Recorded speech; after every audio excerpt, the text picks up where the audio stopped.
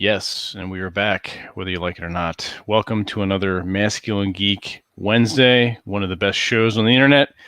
And we've got our Masculine Geek number 55 live stream Dungeons & Dragons session number 2 with Drew Baye as Dungeon Master and the rest of us as you see us. So, Drew, I'll kick it over to you and take it away. Oh, and you could also give a heads up why we're missing a player. You want me to do that? You want to do that? Oh yeah. Rollo had to reschedule. This is going to be a quick one-off. We're still playing the campaign. We'll be doing a third session on Saturday afternoon, time to be announced. So stay tuned for that. So you will not miss. In fact, you're getting a bonus. The rescheduling has resulted in a bonus game. So love it. There you go. All right, Drew, Dungeon Master, it's all you. So I'm going to give everybody a really quick recap from last time. The party arrived in the city of Horsehead Port by ship just a few nights prior. And upon arriving in the city, immediately, Grot ended up killing one of the halfling thieves, which set some things into motion. The group ended up at one of the fine drinking establishments. If I recall, it was...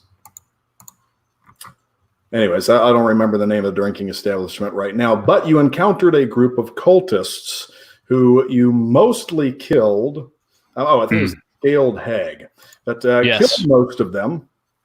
But at the last moment, were all rendered unconscious by some kind of gas or spell, and woke up in the temple of Ilsfari, drenched in blood, your pockets and pouches loaded with treasure looted from the temple, and the relic, an extremely valuable and important religious relic, the Chalice of Ilsfari, was missing. And just as you had awoken, the priests of Ilsfari and the city guard burst in, believing that you had caused this massacre, but obviously were set up. After talking your way out of it, you agreed that you were going to retrieve the Chalice of Ilsfari from these cultists for the priests of Ilsfari in the temple in Horsehead Port, and they were going to offer you a substantial reward for doing so, as well as not killing you. But you were pursued through the rest of the city and had several additional encounters with these cultists. After staying at the Burning Bear Inn, where... oh, geez, I don't see the names right now. It was... TJ started it. That's right.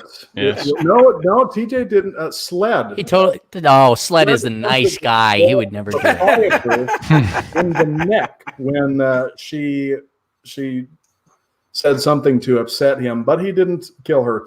But I try not to.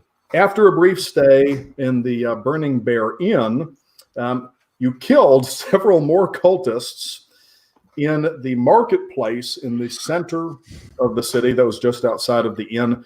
And when we had left off, you had just chased down and captured another cultist in the alley. Now, you had discovered from one of the other cultists that you had captured and interrogated that they were taking this chalice to a temple that was marked on a map that you found on him, hidden in the hills east of a village called Raven's Rock, which is several days' ride from the city. Silric, Rollo Tomassi's, is it a half-elf? Yes, half-elf cleric, had gone back to the Temple of Ilsfari at the time that you were chasing this cult member through the alleys. And that is where we left off. The cult member had lost consciousness. He had attempted to climb up onto a roof, and I believe it was Grat that had grabbed his legs and pulled him down, slapping his face to the cobblestones in the back alley. So right now, it is the four of you, and you are in this back alley, and it's relatively quiet. It is in the middle of the day, high noon. You can hear, in the distance, people doing business, some discussions, haggling, horse carts, maybe a block or two down. But the alley that you're in is relatively quiet. And if you recall, there's some barrels and boxes on one side, and you had attempted to climb to get onto the roof. And this cult member, is all clad in a rough black cloak and tunic, leather armor, is laying on the ground, blood trickling from his head in front of you. Unconscious. If I just might add to it, if I recall correctly, we interrogated one of them, and we got some information out of him. Where there's 36 of these guys, and we were currently debating as to whether or not we would hang out to identify their patterns, because these guys don't talk. The other guy we ended up killing because he wouldn't talk, and they also had this amulet or something that would. They're very fervent to their cult. But our debate was: do we slowly whittle down their numbers and then go into the fort, or do we take? I think we should already have two of these guys' outfits, and we do the old Star Wars trick of bringing prisoners into was it Tarenton du Norn? Is that the name of the what you call me? The big bad guy is, and I've got it written down here, is Taranath Thanorin, is the leader of their cult, the cult of the evil goddess Dima. Okay. And if I remember correctly, we kind of came to the conclusion it'd just be better to go there instead of like try and whittle down their numbers just to infiltrate. If I recall correctly, is that correct? Yeah. Okay. I think we were talking about doing that. In fact, I think that was your idea to do the gather up the cloaks and disguise ourselves. Well, Sled is pretty intelligent, yes. Well, when he's not passed out in a nap. In addition to the one that you got, now you killed the two people in the marketplace. If you recall, Sled walked by and, relatively stealthily, stabbed the one without anybody knowing what was going on. But you couldn't retrieve that body because it was in broad daylight that you killed him. And the other one, I believe TJ killed with an arrow. Or I didn't kill him. I wounded him. You wounded him. Somebody killed him. I thought we had him tied up to the bed. Didn't we go back to our room and then we tortured all the information? Yeah. That's the one that you brought back. And then I believe Sled killed him. Yeah. Yeah, he did the thing with the knife that he loves to do so much to everybody. You have one outfit so far, and now you have this guy on the ground in the alley. Let's take him back to our room, get everything off of him that we need, and we're gonna have to deal with the bodies. Wait, didn't we have? Yeah, Silric's followers took care of the original body, correct? They took care of the first one for you, right? Yeah. So, can we call on those guys again, or since Rollo's not here, do we have to? He would need. They are fanatical followers of Silric. They hang on his every word. In fact, occasionally you'll find some that attempt to dress like him, standing on the street corners, reciting, attempting to badly paraphrase his teachings. So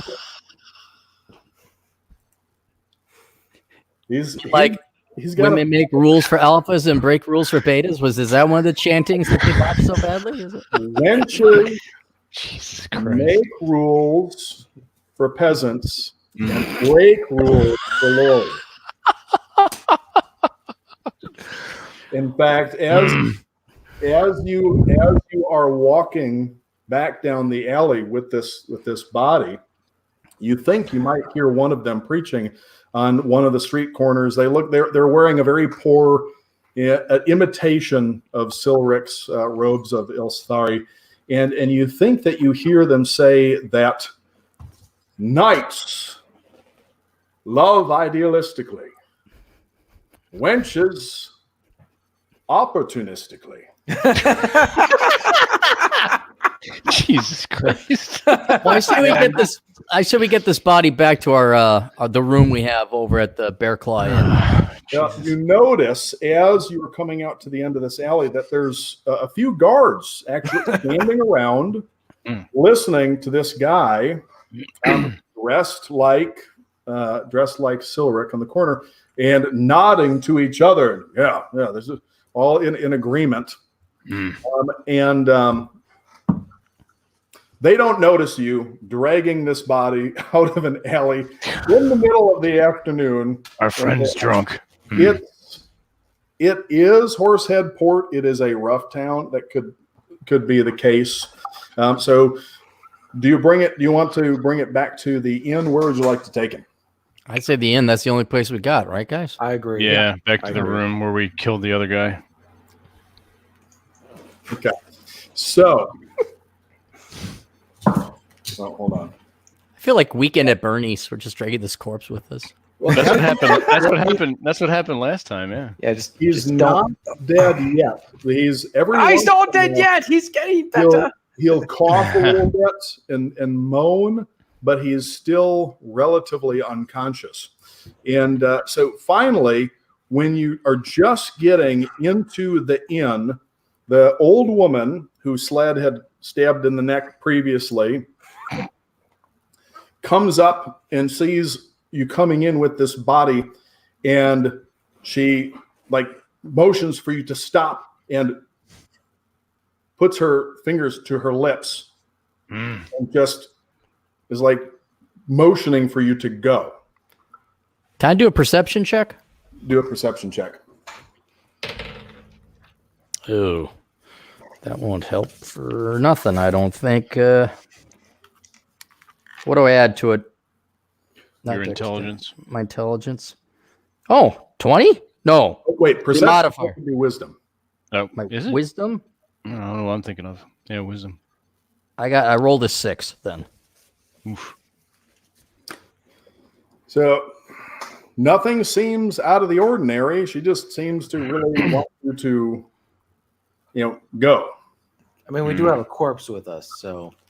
And as she comes up to the door, or she's walking up to, the counter, you can see she's shaking a little bit, and she says, "Gentlemen, perhaps your friend requires some assistance elsewhere. Maybe you could take him to the temple." Yeah, maybe we should. You think TJ, so? you're a ranger, right? Correct. What's your charisma like? My charisma. Let me check. My charisma is 0. All right, you won't stick around. Your charisma or your charisma modifier? Let me see. What the flip kid? Yeah, charisma says 0. Oh, charisma. Oh, sorry, 10. My bad. No modifiers. I'm gonna go to the guys that say, "Do you guys want to take him to the temple, and I'll stick around here and figure out what I can find out?" Sounds like a good plan. Okay, cool. Can maybe I borrow? Split party. Yeah, but there's something to find going on here. So, I'm gonna beat Sled to death with the corpse. Actually, I might have to threaten garage. the cultist that you have right now, he starts to look around. Yep. He brings it, and also he goes wide-eyed when he Somebody sees knock him you, out. and he starts thrashing, attempting to All right, break free, and he doesn't. You're able to maintain a grip on him, but now he is shouting. Can I just punch him upside the head? Because I'm the one. All Make right. an attack roll at advantage. He's being held, so All right. he's grappled. So 18. I'm gonna move away from the party to any kind of position in the 27. bear claw. 27. Who's holding on to him right now? Is it Aldemar and Sled that are you're holding him and you punch him? I thought I had one side of him just because I was sort of bodyguarding the other guys before. Okay. I mean, if that's you guys are okay with that, I'll just hold it and punch him. Right upside down. Make a roll for damage. Oh shit. That's not good. We weren't gonna get anything out of him anyway. What do you want me to roll for a punch? Just a For a punch, 6 plus your strength modifier. Jesus. All right. Christ. What's 14, left of him? 14. 14. Okay. As your fist attacks, for a brief moment you feel resistance, but then there is a pop and the jaw comes unhinged and shifts over to the side. And he attempts to scream, and as he does, there's a spray of blood and fragments of teeth coming out across the floor. I'm gonna take Get him the out of teeth. here. Just get him all out of here. I'm gonna run him outside. As this happens and he starts to fall,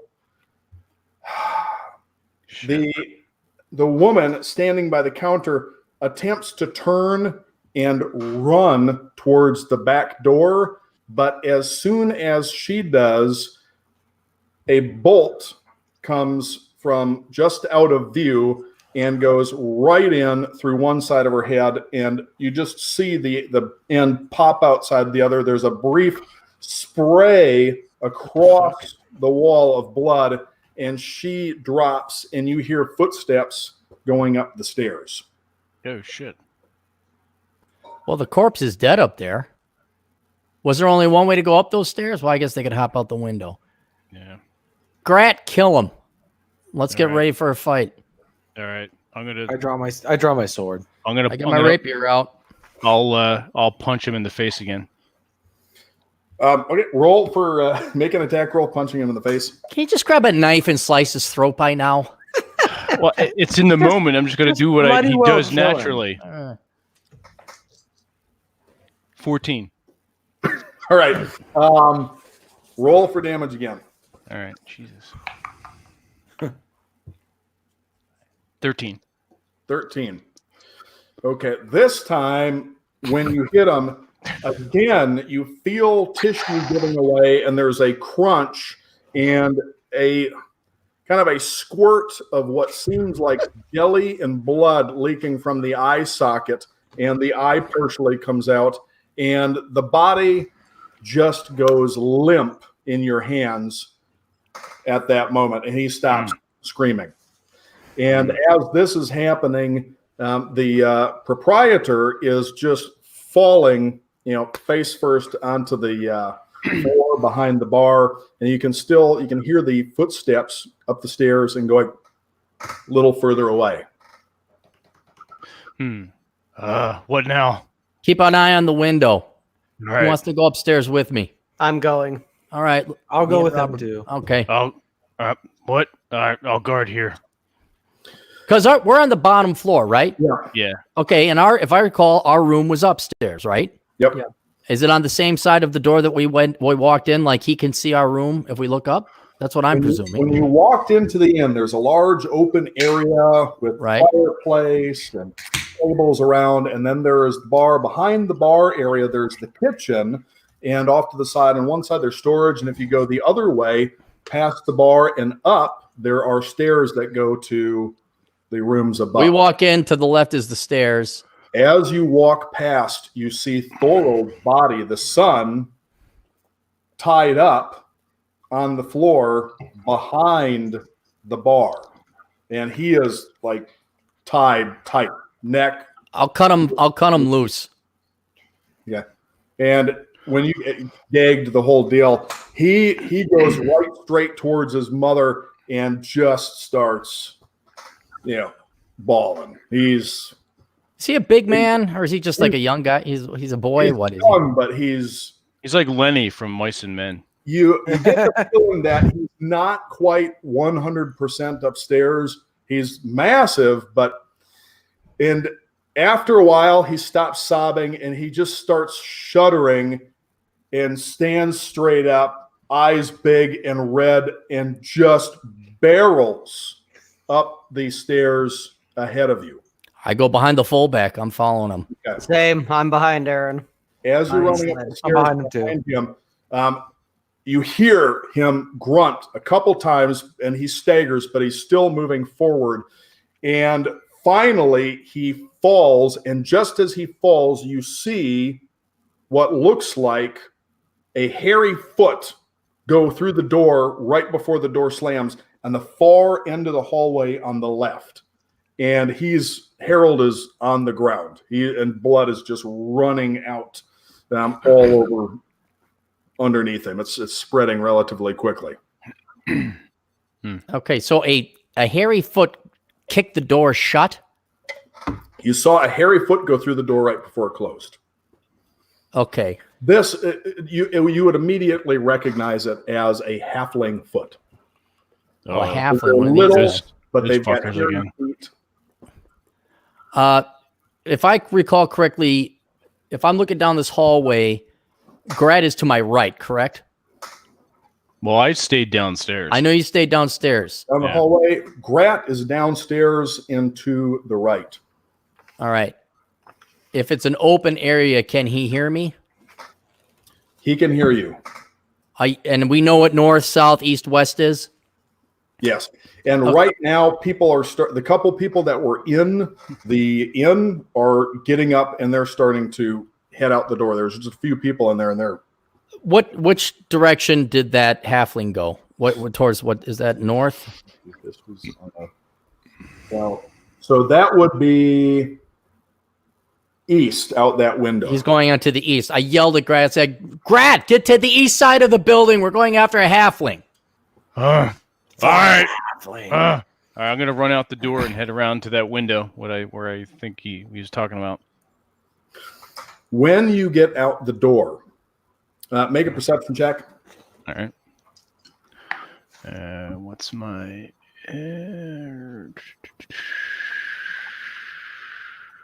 +1? 14. Right. You can see a couple of them on the rooftops. Looks like 3 or 4 waiting with crossbows trained at the door and windows. One crossbow bolt comes by close enough that you can just feel it scratch your cheek. And another one strikes you in the arm. Son of a bitch. Just 7 points damage. Right in the left bicep. And you can almost feel it, the tip burying itself in the bone. The tip counts. Nice. Otherwise, TJ would have no notches. Oh, shit. I was waiting for one of those to come out. All right. And just as this happened, they got down back behind, some rooftops. So there's at least 3 that are up there.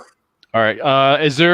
Can I continue to make my way towards the window I need to get to catch this interloper and also do some cover at the same time? He came out the window that's up on when you exit the door, and your right is where this is coming from. You see him hop out of that window and slowly float to the roof that is across. The halfling thing from the inside. Okay. He's kind of floating after he jumps. Featherfall. Oh yeah. Can I something that you'd be vaguely familiar with? You're like, oh yeah, I've seen that before. Flying halfling. So now, as he's going, here's the thing though. It's not very fast. So he's kind of floating. All right. I'm gonna pull out my warhammer. Give it a wrist twirl and just kind of wing my warhammer at this fucker. Make an attack roll. Use your dexterity modifier on that. All right. Well, it's only a +2. All right. So, and then let it fly. 14 + 2, 16. So the hammer hits this halfling square on in the leg, like right in the mid-thigh as he's floating. And instead of continuing to float, it causes him to start spinning. So he screams and is shattered, and he starts spinning. And now that's awesome. Instead of going this way, he's slowly spinning as he's floating down away in the alley. And as this is happening, do you enter? Did Sled and Aldemar enter the room? And where is Saro? Saro's with Sled and Aldemar. I'm with that group. Okay, just as this is happening, you saw the halfling go out the window as the door was as you went through the door, and suddenly you saw the hammer and spin. So that's Boom! what you can see from where you are, and you hear Grat yelling in triumph, and yet echoing in the alley. Nice. Do we recognize the halflings on the roof yet, or no? You haven't seen them yet, but he has. Actually, make a perception check. Who's closest to the window? I am. Okay, make a It perception. won't matter because I got snake eyes or snake eye. So Snake eye I Clarey. grab Aldemar. Come here. Do you see anything? I can't see for shit today. Okay, what do I roll? perception. 20 die. Roll a d20 and add your wisdom modifier. Okay. Which is 0. Rolled 13. 13. You see one of the halflings on a roof a little bit higher, not on the building right across, but on the building across and up a little bit to the right. And it looks like he is starting to ready his crossbow again at Grat. Or in Okay, that I go for my longbow. If I have one. You do. Oh, yes, I do have a longbow. Make an attack roll. Okay, attack roll. Which one is that? Is that the D20 and then add your dexterity modifier. Drew, when you're saying add dexterity or add wisdom, are we adding the modifier or the total or the modifier? The modifier. Okay, just The make sure. attack. Yeah, unless you should actually have an attack modifier for that. So I rolled a 7 and my dexterity is 18, so 25. Ooh, No, your modifier. Modifier. Oh, I thought you rolled that with the modifier. Yeah. Oh, what is the It's that little number. It's that little number in the circle underneath. I've got your chart. Let me take a look at your chart. Yeah, real this quick. right here. Your attack. Well, you're gonna roll a 20-sider. Oh, I rolled that. It's a 7. All right, and then add your modifier. Yeah, that was 18. Actually, with a longbow, your attack bonus is 9. Oh, okay. Here, so I'm looking at your thing right now. So yeah, your attack bonus is 9. So that hits. So as you see this halfling readying the crossbow to shoot at Grat, you loose an arrow. Now, with that roll, I'm going to let you call where are you trying to shoot him specifically? Right between the eyes. Okay. Nice. You don't quite get right between the eyes, but from the angle that you're at, it enters one of his eyes and exits the other side of the skull. And you can just see him kind of start twitching for a little bit. And then he still pulls the trigger in it. And Grot, this crossbow bolt just ricochets off of the wall near you. Doesn't hit you, but you can feel some chips from the stone where it Sprays hit. around me. And this one falls off the roof and hits the ground just head right to the cobblestones and shatters on the ground below. And as this is happening, this other one is still floating down, and now he's only a few feet away from the ground, but he's probably about 30 feet away from where Grat is right now. So the And first you thing, see him off to your right out the window. all right, first thing I do is that's what you get. The one that fell from TJ's or from Aldemar's arrow. So I draw my sword, my great sword, well, actually off the back, and I'm gonna run towards that one that's just like free falling in like a gravity mode. As you approach him, you can see that where the hammer hit the leg. Now, keep in mind, your hammer hit and actually landed between you and him. So if you want your hammer, make sure you don't forget your hammer. All right, I'll grab the hammer as I go by. His leg is at an odd angle, and there's a big piece of jagged bone just sticking out of it, and blood is spraying, and he's trying to kind of drag himself along the cobblestones to get away and squealing, sort of. So as you're approaching this, everybody do an audio check. We got some kind of high pitch whining going on here. What's going on? Vince, turn on and off your. No, it's not Vince. I muted and unmuted myself, and I'm still hearing it. TJ, you're. I just muted it. Oh. Some I can still hear it. Yeah, it's weird. Everyone move their mic.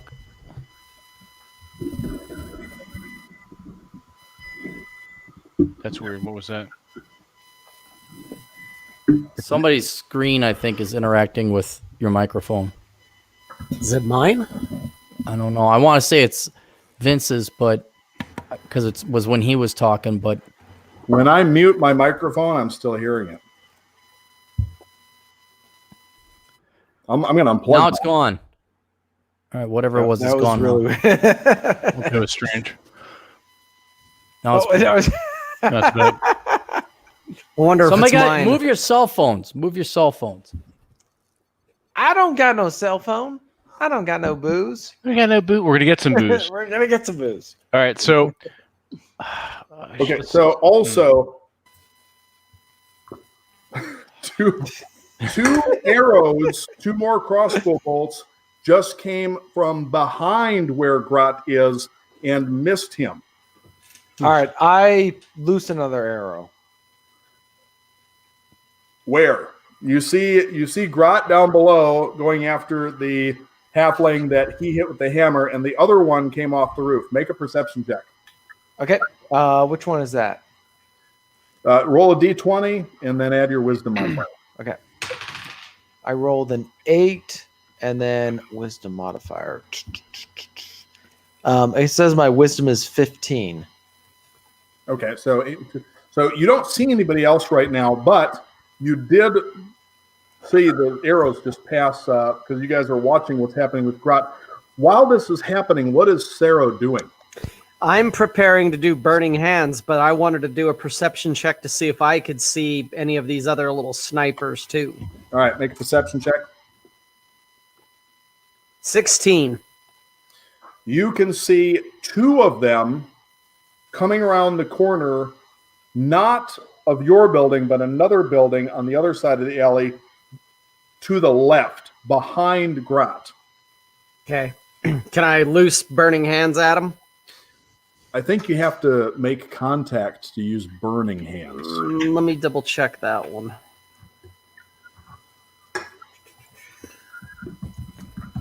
Might not. Let me see what the range is on that. Right. No, it's a 15-foot cone.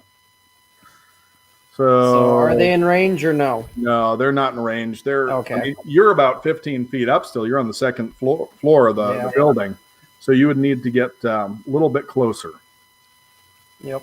All right, we got to get a handle on this background noise because that's going to drive me fucking crazy. Yeah, I'm going to leave the studio and come back.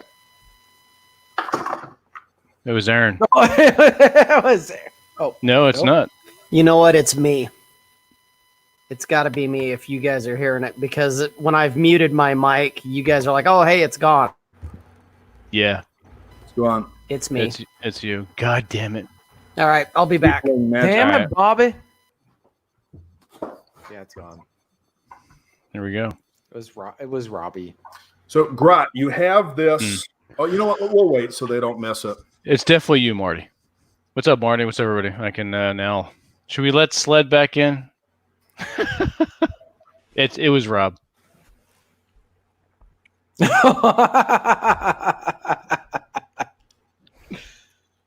Aaron. Yeah. How's Okay, it good. going, Sled? Sled. All right. Somebody's asking, how long is a typical D&D campaign?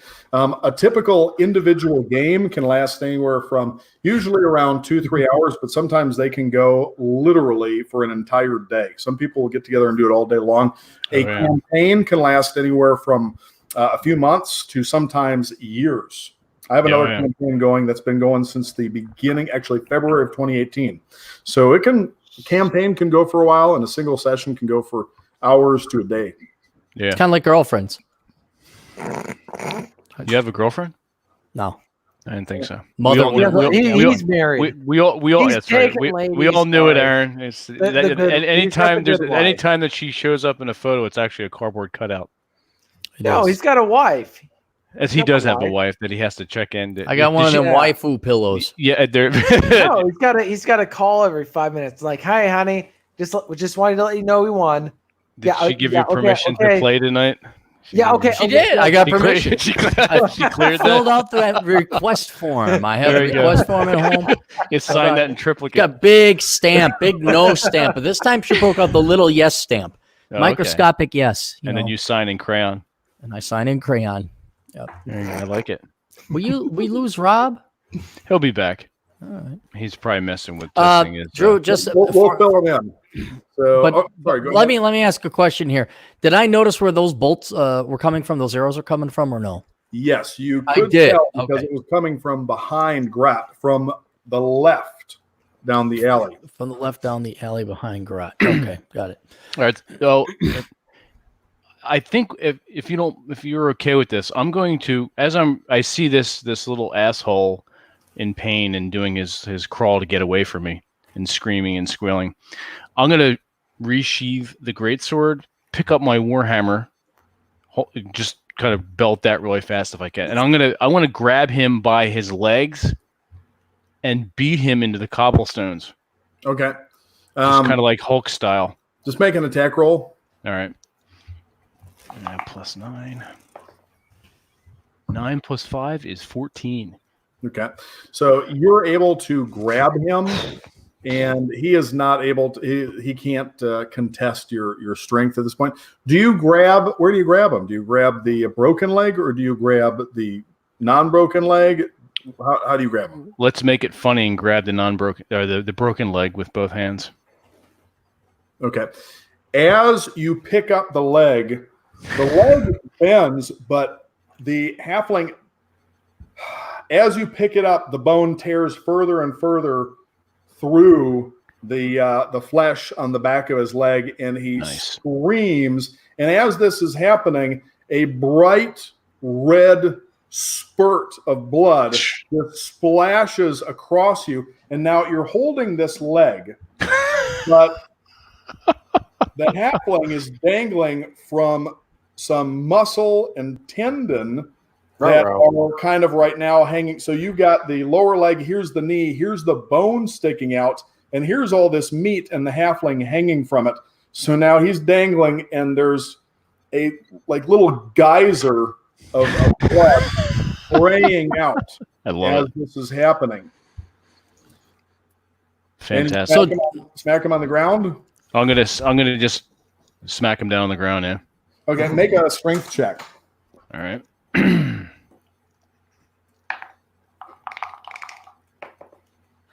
3 plus 9.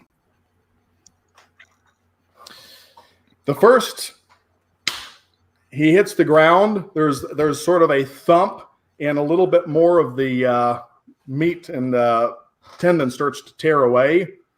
But the blood spurts are starting to flow a little bit. Awesome. All right, as I'm watching this carnage, just to get my bearing straight here, Drew, I'm facing east. To my bottom right, I see Grot, or to my bottom left? Grot is swinging around the halfling by the leg that's barely... I'm looking east out of a window. To the north end of the alley. To the north of the end. 2 halflings that have just come around, and they're just behind barrels. Okay. As you are looking at this, 2 guards come up behind these halflings and start yelling. And Grot, you can hear this too behind you. These guards are coming up. Now, the guards seem to be yelling at Grot, hey, orc. And as they yell, suddenly, who's an orc? Halflings turn, and you don't see quite what happens, but they appear to be going at the guards' legs, and a moment later, the guards are dropped on their knees, and something happens. You can't quite make it out from here. And then the halflings turn away from the guards, and now you can see they're running up the alley towards Grot, and these two guards now are face down on the ground, and there's blood spreading out underneath them. So presumably they're going to go right beneath us. They are, they're heading straight towards Grot, so they're going to come right beneath you. And have they noticed us yet? One of them is not even paying attention. He's going straight towards Grot right now. The other glances up at you, and when he sees you, he grabs the other, and they pull in closer. So now they are running tighter into the building, so you can't quite make it out from where you are. Because the way that a lot of these buildings are built, there's a heavy stone lower, but the upper floors are a little bit wider than the lower floors, the way that they're built. So the alley is actually wider at the bottom with that little bit of overhang. Okay. Where'd TJ go? Rob, you're what, a warlock? Yes. Dang it. From where you are, straight into the alley, 15 feet. We can make it. And it's a cone. Should jump on them. You can slide down. Slide down the drain pipe. Well, no, I wanted to run downstairs, go behind them, and section them off. But okay. But they already know where they're preparing burning hands. He could hit. Yeah, that's right. That with that, since he was already preparing it. All right, I'm ducking around back out. I say, get him, Sarah. I'm going to go back the way we came. I'm going to go around to the north end, and I'm going to section off. I'm going to go where those halflings were shooting at Grot. And I'm going to yell at Grot. I'm like, coming in from your north to warn him about the halflings. All right. And for the burning hands, let's burn see. him, Rob. Let him burn. Let's see. It is one action. All right. They have to make a dexterity saving throw. Okay. So you just have to time it right. Nice. And you saw right when they're coming underneath. So, Rob, describe what Saro does. Basically, he, I guess, aims down. Is that what I'm doing? Or is there kind of, I guess I'm going to try and lead them, or lead them just a little bit so that hopefully that they walk right into a curtain of fire.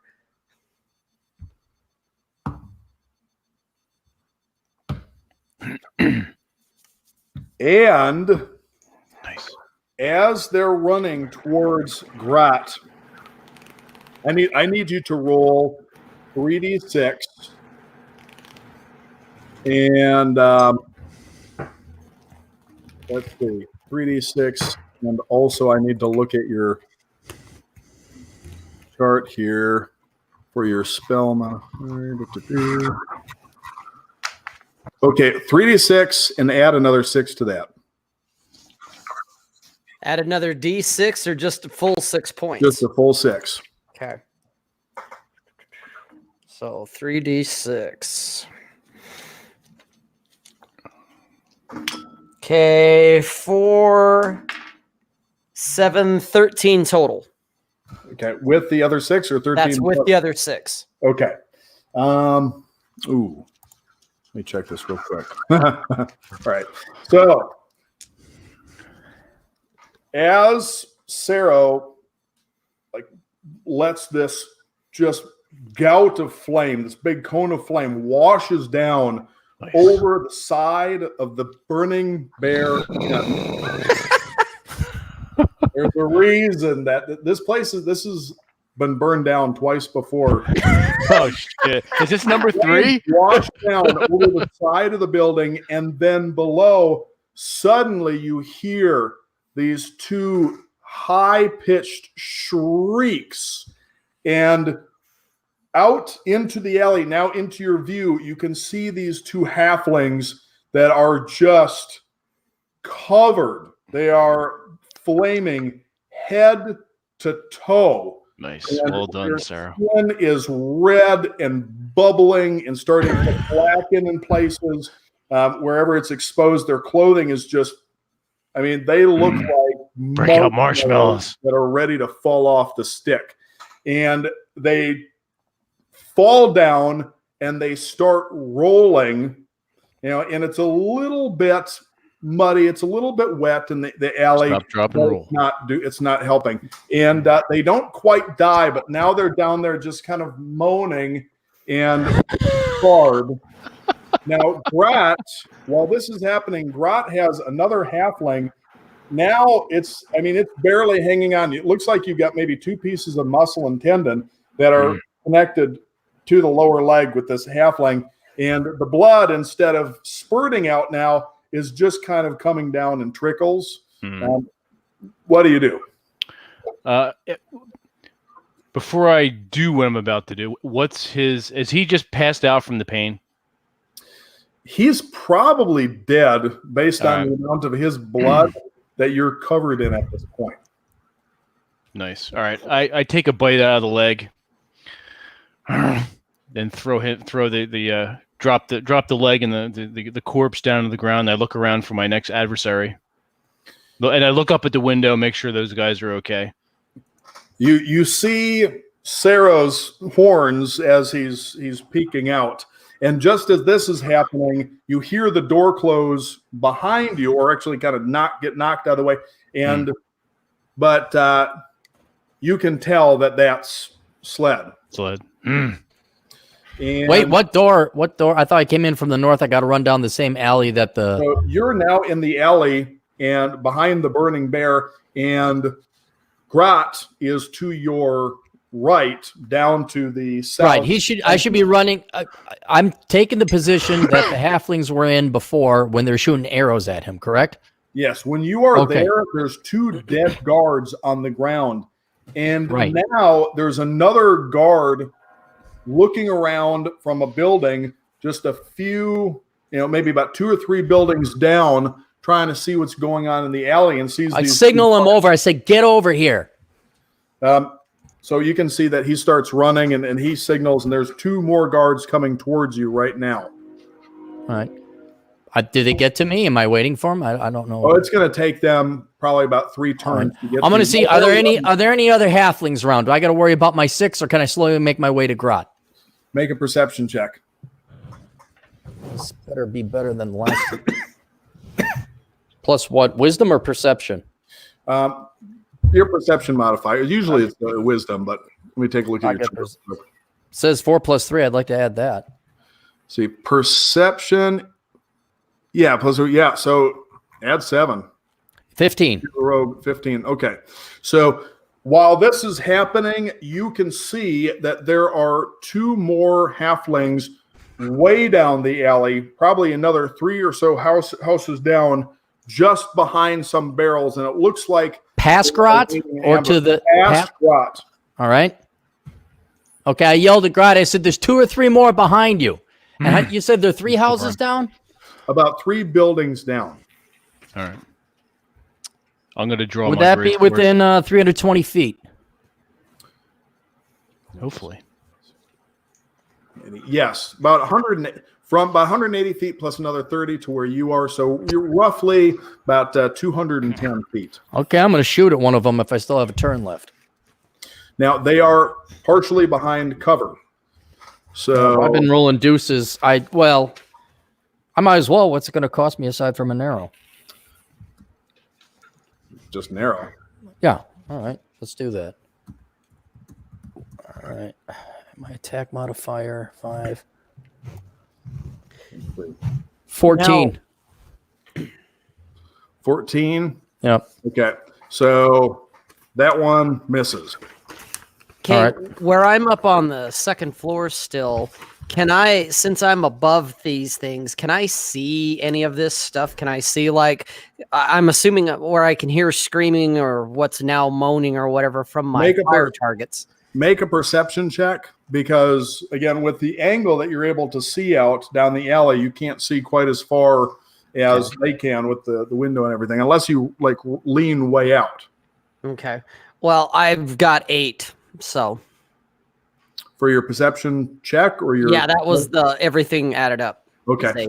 So you look around, you can't quite make out anything except for what's happening right below you with Grot and with Sled. And while that's happening, what is Aldemar doing?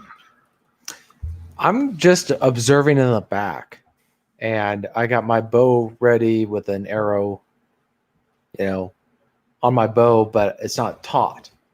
But come down here and help.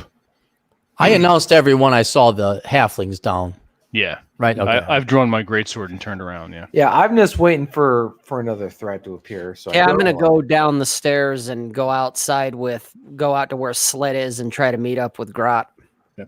As you come out to where Sled and Grot is, and as Grot looks down and sees where Sled's arrow hit those barrels, then following the path of the arrow, you see the 2 halflings bolt to the east around the corner of that building. And just then the 2 guards are at where the other guards' bodies are, and they're looking at them, and they look up at you and ask, "Who did this? What happened here?" We got ambushed by a bunch of halflings, and we're still getting ambushed by a bunch of halflings. The last 2 ran east around that corner. Do you want to help us or not? What he said. Yes.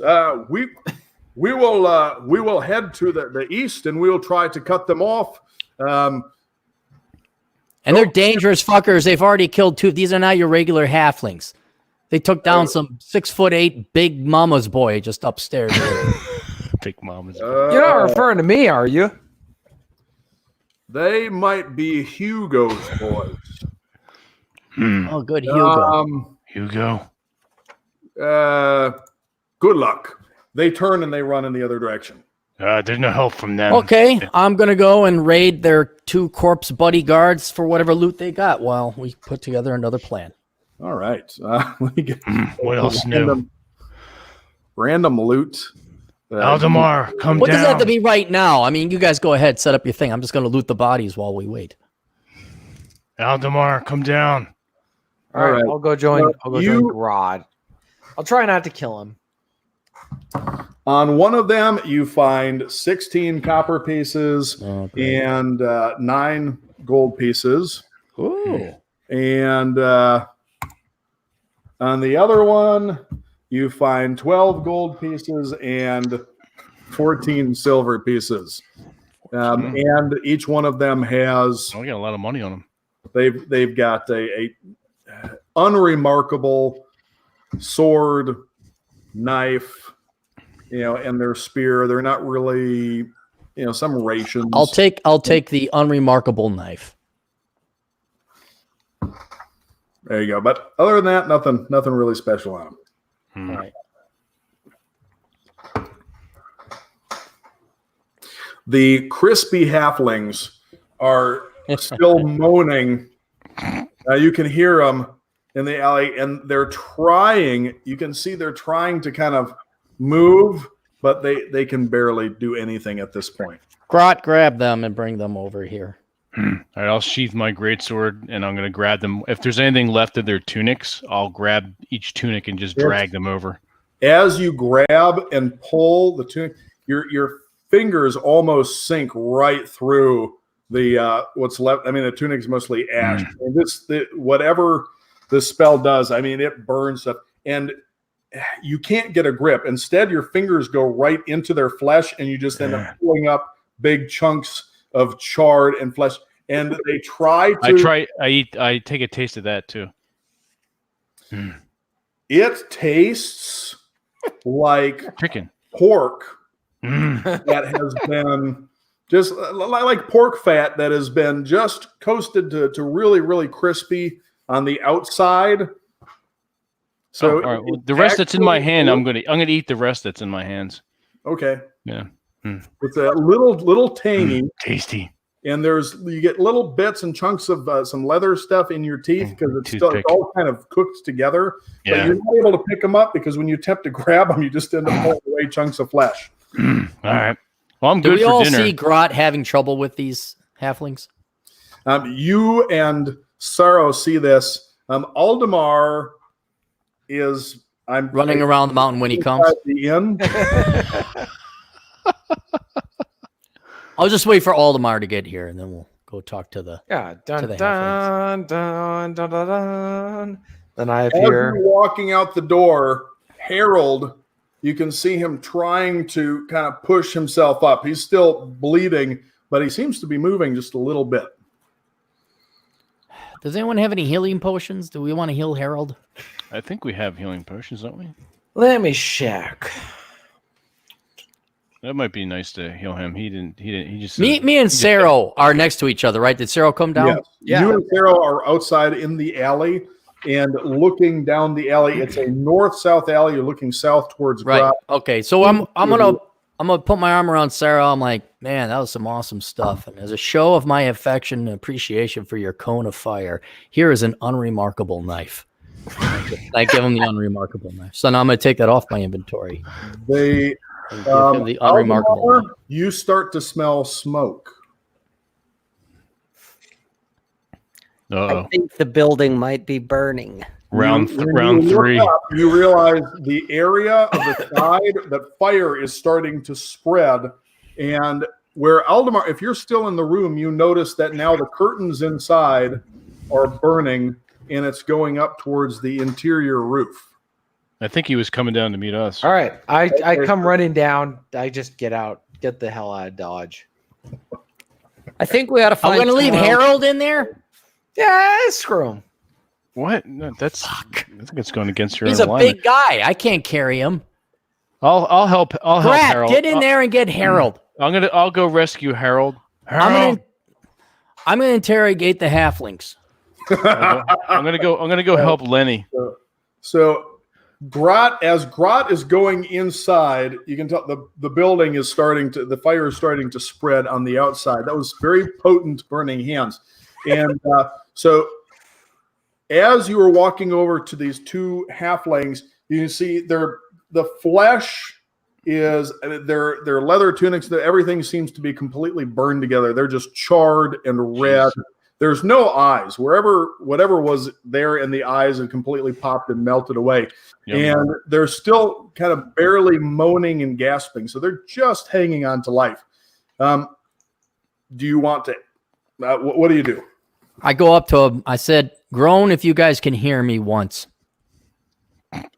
They both moan very weakly. It's got a real sort Do of. you have any healing potions on you? I'm gonna just check to see if they got healing potions. I have Whatever might have been on them Is gone.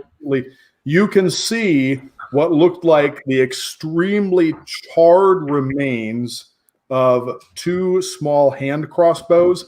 There are a few crossbow bolt tips, but anything else was completely burned Sarah, away. you got any healing powers? Any healing potions? No. Fuck. The only thing I can offer these guys is if they answer your questions, we can kill them quickly. Otherwise, we can let them suffer. What was the guy's name? Charlie Boise? What was the guy's name? Which Looked one? like the guard said it looks like Charlie's men or Hugo's boys. Hugo's. Do you guys know Hugo? They all they do is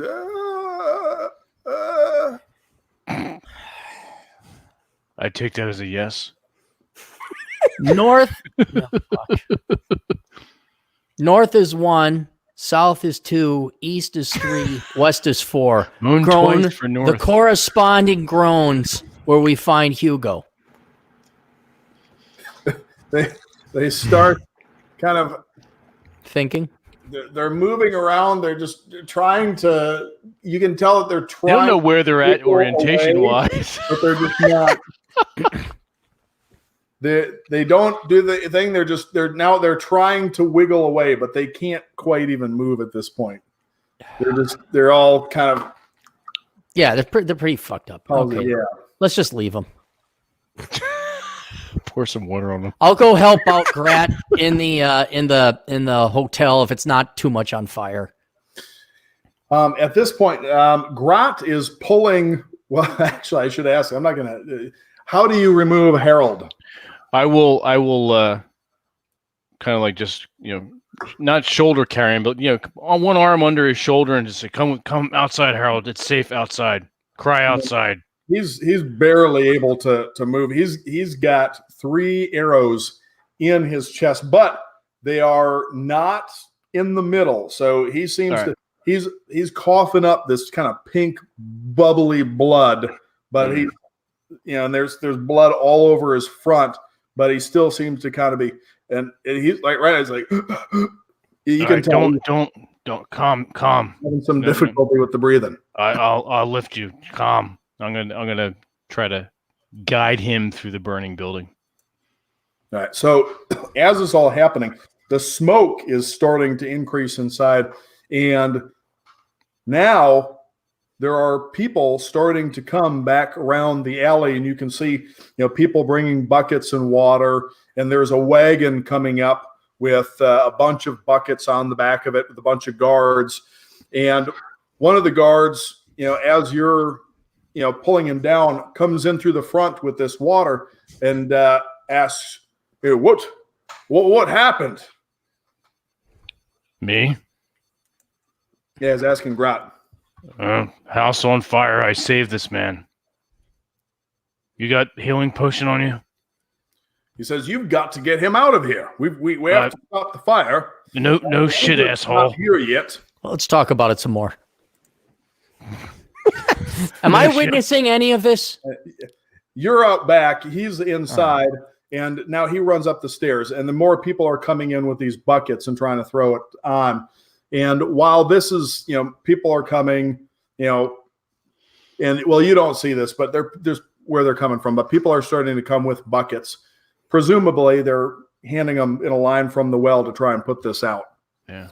Someone take care of Harold. Okay, so are you going to leave him with the guard, or are you going to take him out back? Guard, you know what you're doing?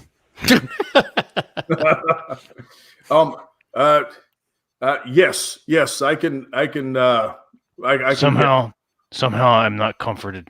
But take care of Harold, or if I find out Harold hurt, I'm going to come back and I'll find you. So the guard takes him, and he can't quite carry him, but he puts him on the ground and he just kind of drags him by his wrists out in front of the building as more people come in with water. And so while this is happening, what is Aldemar doing now? I left all those other guys to burn, let them burn. So you're not helping. No, I was not helping. Yeah. I ran out and looking for any of the enemy that was outside shooting crossbow arrows at us, and didn't make a perception check. And which one is that? The 20? Roll the D20. Yeah, you're gonna roll your 20-sider for almost everything. Gosh, it's a 4. I want to do the same thing. I just rolled 18. There we go. Okay. My perception is 5. So it's I have a 9 perception. That's okay, TJ. Sarah's got it. Sled and Grot, roll for perception. All right. Sure. 21. Who got the 21? I got the 21. 9. Okay. There's crowd gathering in the alley and around the front, and Sled notices. Now, Sarah also sees the halfling, but Sled recognizes the halfling from the first night on the docks when you came off of the ship in the port. Remember, when you came off the docks, you could pick out the ones that were there waiting. Yes, but we wanted to be pacifists when we came into port that time, even though I wanted to kill them. Yes. Oh, gotcha. Well, Sled, you recognize him instantly. He doesn't recognize or he doesn't notice that you notice him, though. But you can tell he's watching everything that's going on. And he's just in the crowd, maybe about 60 feet away to, actually, well, let's see. Down also towards the south from in the crowds that are gathered to see what's going on. Okay. Is Saro near me? Saro is just a few feet away. I'm going to casually walk up to Saro. I'm going to say there's a halfling 60 feet that way. You stay here. Kind of keep an eye on this one. I'm going to go around behind him. Let's try and capture him alive. I reckon I give a description as to what he's wearing, although he's probably the only halfling there. But I'm good. Now, would I use a cunning action to kind of like sneak, or should I just, as an acrobatics, or I want to come up, I want to go around him and then just get a nice little knife behind his throat and say, "You're coming with me, asshole." But make a stealth check. Stealth. God damn it. I need my cheaters. Okay. 28. Nice. So while It was a natural 20, by the way. That was adding my. Yeah.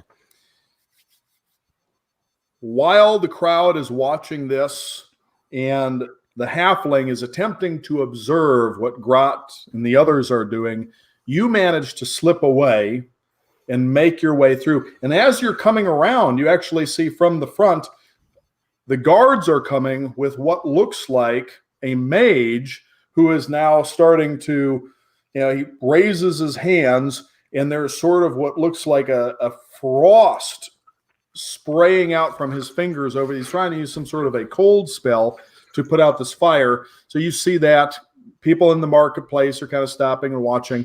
And as you come around and make your way through, he has no idea that you're there until you're right behind him and you want to put the knife across his throat? No, I'll put it right up against his back. And, you're going to have a chat with me and my friends. And if you flinch, you're fucking dead. Walk forward. Nice and easy. Make an intimidation check.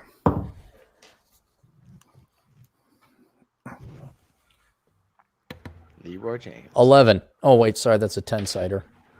Yeah, that won't help. 2. He starts to run. Ah, fuck. I yell at the guys, this one! Now, I give chase. Here's the thing. It's a crowd, so he kind of drops down by the feet, and he's going through. You still have eyes on him. Rob sees because he's been, or not Rob, Saro can see because he's been following this, but now he is down in the feet, and you can kind of see where people are spreading apart. What is Aldemar doing? Like I said, just scanning for any possible further enemy that may need Situation normal. How are you? Make a perception check. All right. Boring conversation anyway. It's a 6. And then what do we got here for perception?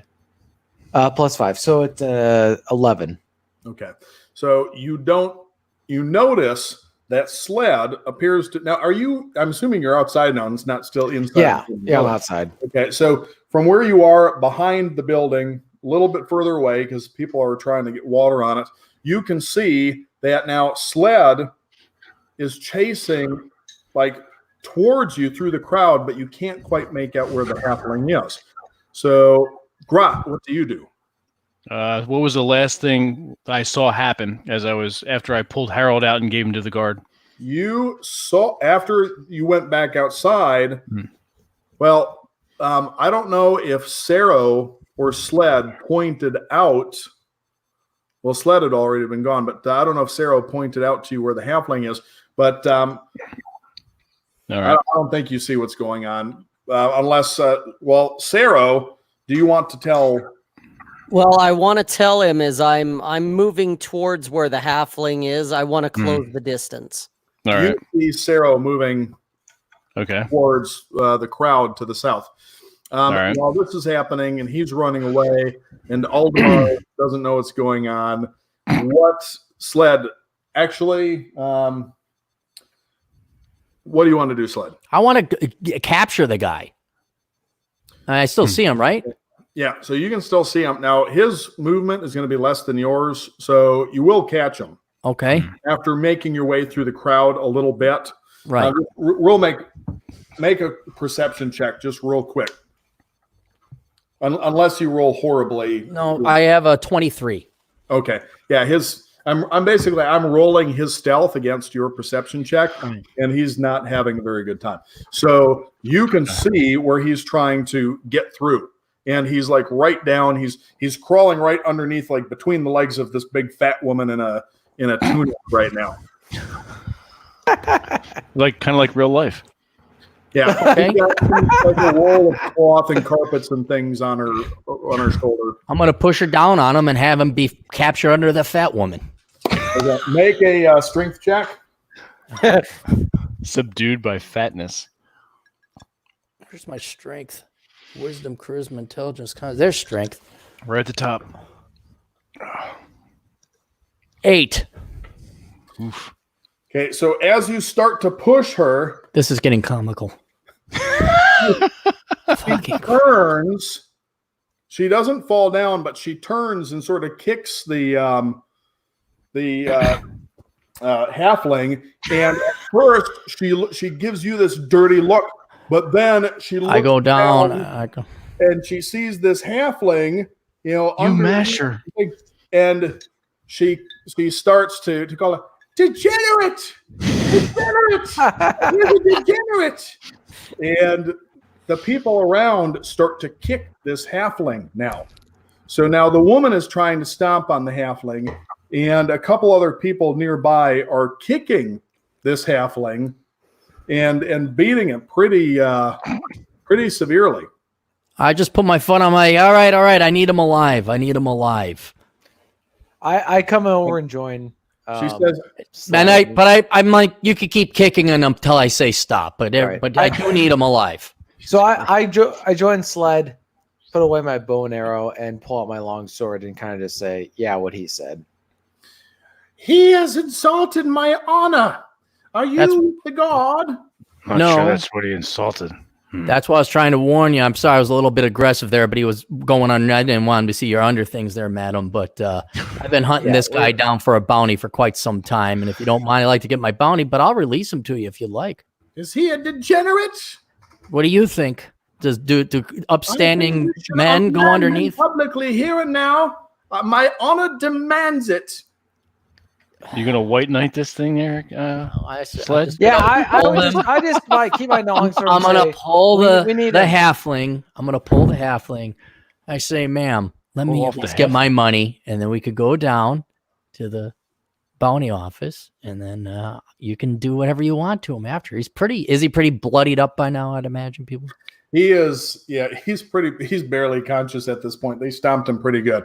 Now, some of his fingers don't look like they are completely straight. Yeah, so I've got my long sword, and I just say, you've regained enough of your honor, lady. He spits We need this guy.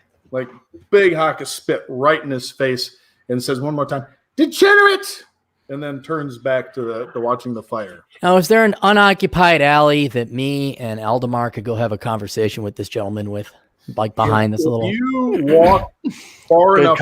Good cop, bad cop. Find an area that's, you just if everybody's over here watching the fire right now. So if you go down the alley, just Gonna go to a nice. Those two. Gonna go to look Cappy's corner. Let's go to Cappy. I'm surprised, Sled. I'm surprised you're not trying to pickpocket everyone looking at the fucking fire. It's tempting. It's very tempting.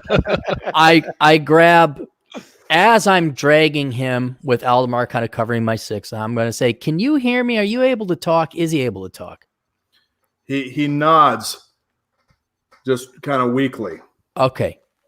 We get to the corner. Are we at the corner now? Can I ask that? Can we? Okay.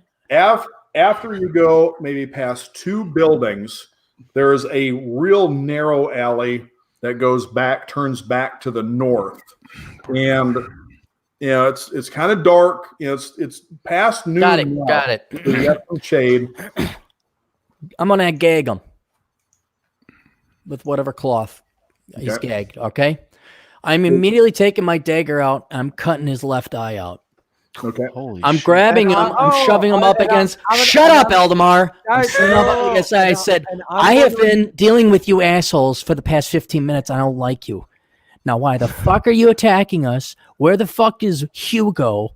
And swear to fucking Christ, I'm not acting anymore. Hugo the boss? And I'm going to intercede and say, he ain't joking. I'm the only friend you got. Listen to this man. And I'm Where are Grot and Sarah? What?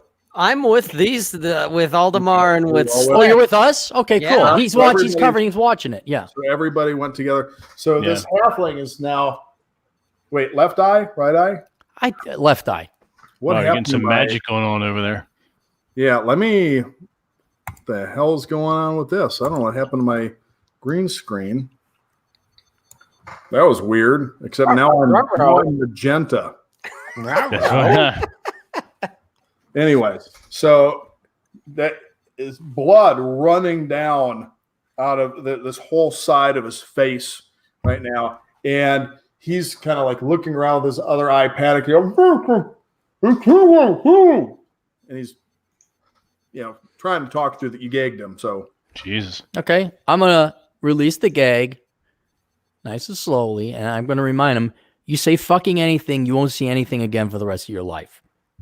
So you talk nice and quiet. So I remove the gag. Jesus. he says, "If I say anything, I'm dead anyways." You have a choice. You can die quickly, or I'll set you on fire like I did your friends. Talk about let him burn. I step in and say, you cooperate and you walk away alive. Stop talking and do something. Yeah, you tell us what we want to know. You walk away. But if you don't talk, I'm not gonna be able to hold back my friends for very much longer. Make a charisma check. Roll the d20 and add your charisma modifier. Charm him, Aldemar. Charm him. Persuasion. Let me check your chart here real quick. Yeah, I I get. thought TJ had no charisma on this one. Oh, good thing it's not real life, Cappy, like you. Yeah. 15, and then what the heck is charisma? 15 was your total? For this, yeah, for the die. For your roll. Oh, okay. Yeah, So 15, and then charisma is, it says a 10. You don't add the double number. There should be a little number underneath the big number. You add that. That's called your modifier. Oh, 0. Yeah. All The right. first you number is roll your 15. attribute. So this halfling, his blood running down his eyes, kind of looking back and forth real quickly between, and he looks over at Grot and he says, the orc killed Alvin. He killed Hugo's favorite nephew. And the chipmunks? Well, no, we're halflings. Yeah, well, you're small like chipmunks and you taste like pork. Your friend Alvin was, I didn't do it on thief. purpose, but it was kind of tasty. I think you're going to taste just as well. So if you don't talk, shut up. If you don't talk, my friend here's going to burn you, and then I'm going to eat you. Says you broke Alvin's neck on the docks. I punch him right in the stomach. That Theodore and Simon were killed in the alley. Nice. Well done. Well, fuck them too.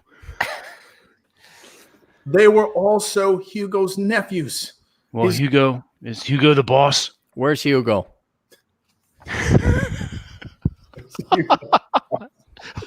Where's Dave? Fuck Dave. Hugo, do you promise that you'll let me go? We'll let Sure. you go. We'll let you go. Don't lie. Hugo operates out of the docks. Operates what? So he's kind of just around the docks. Where in the docks, kid? The thieves guild. You guys have any cheese? Cheese? Yeah. Maybe. All right. Good. You just keep that. That's next. Keep going. What? Where's Maine Thieves Guild and Cheese? He's. Oh, I'm trying to remember where they were. They move frequently. I believe they're at the Bloody Oar. He's been conducting business out of there. There's if you go into the Bloody Oar, there's a secret back room behind where the fireplace is. If you pull it looks like a boar's head. There's one of the tusks. If you pull the tusk, it releases the latch, and you can move a section of the wall. They're behind there. Pull tusk behind wall. All right. Bloody Oar. Got it. Bloody Oar. You're coming with, pal. So we're going to go down to the docks. Kill me. We won't. Well. Jesus Christ. No. Kid, get on your fucking feet. You don't understand the situation. They're going to know that you're coming. I'm not the only one watching. How many more were sent on your sortie to attack us today? Maybe a dozen. Oh God! So there's 8 more of them out here.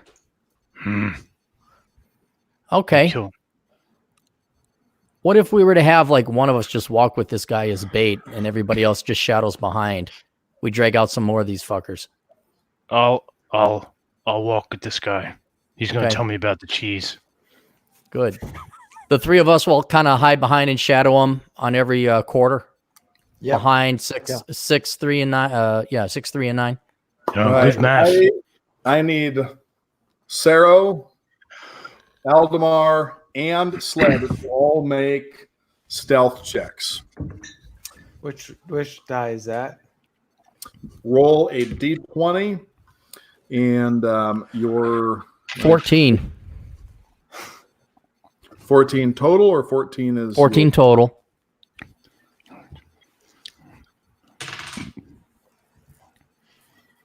Okay.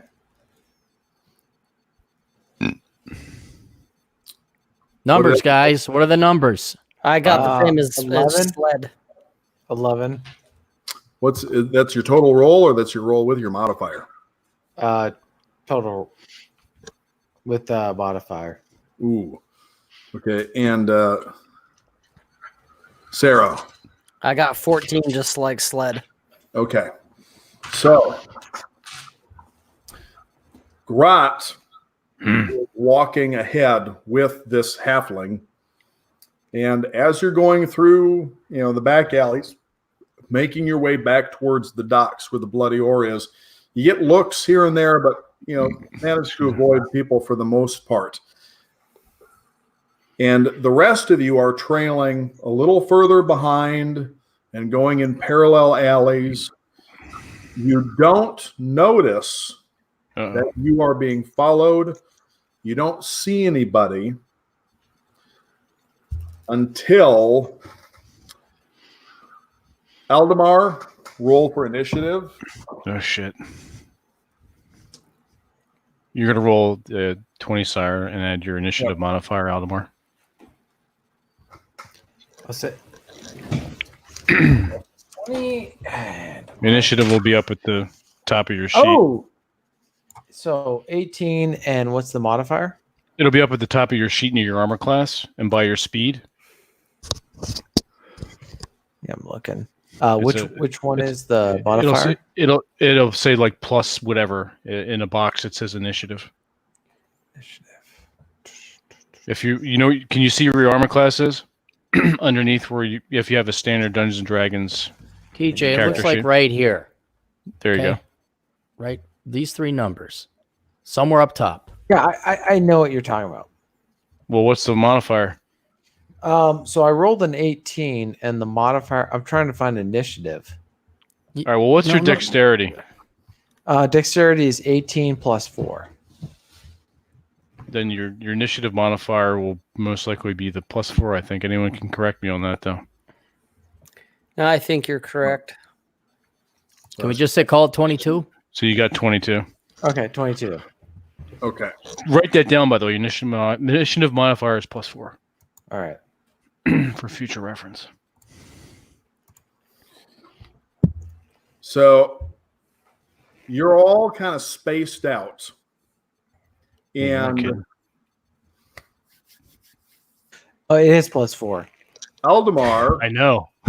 is behind It's right there. Says Arrow and Sled as you're going through this alley. And just at the very last moment, actually, no, I should have. Oh, shit. We'll go with this. At the last moment, Aldemar hears something drop behind him and turns just in time to see 4 of these halflings throwing a net at him. And let me check your AC real quick here. Jesus. Shit. Well, it is what it is. Okay, so as you turn and see this net flies over you and doesn't cause any damage, but as the net covers you, they are starting to rush. So you're going to need to use your action to get out of that net. Well, it's foregone conclusion then, right? He's out of the net. So, yeah, so you're out of the net, but just as you're out of the net, you have these 4 halflings with daggers all on you. And 2 of them, they try to stab, but they just manage to glance off of your, I think you're wearing leather armor, but 2 of them actually manage to get their daggers in. One in your left calf and the other in your right thigh. And those are... So total damage on that is 10. Oof. So, and you can feel the other 2 blades glancing off, but then they just stick you, in the calf and thigh with those daggers. And while this is happening, actually, Sled and Saro make perception checks.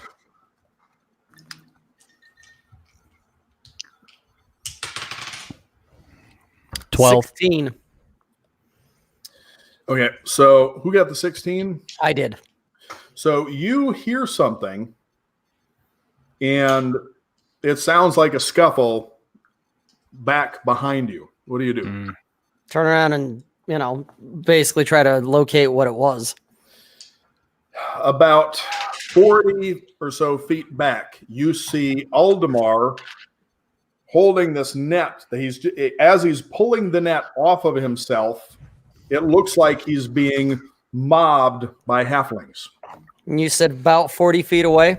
About 40 feet away. Yeah, you're all about 20 feet apart.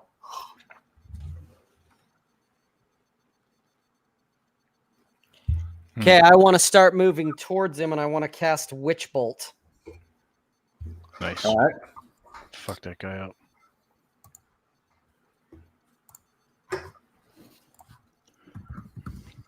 And I believe Witch Bolt, you make an attack roll on. What the hell?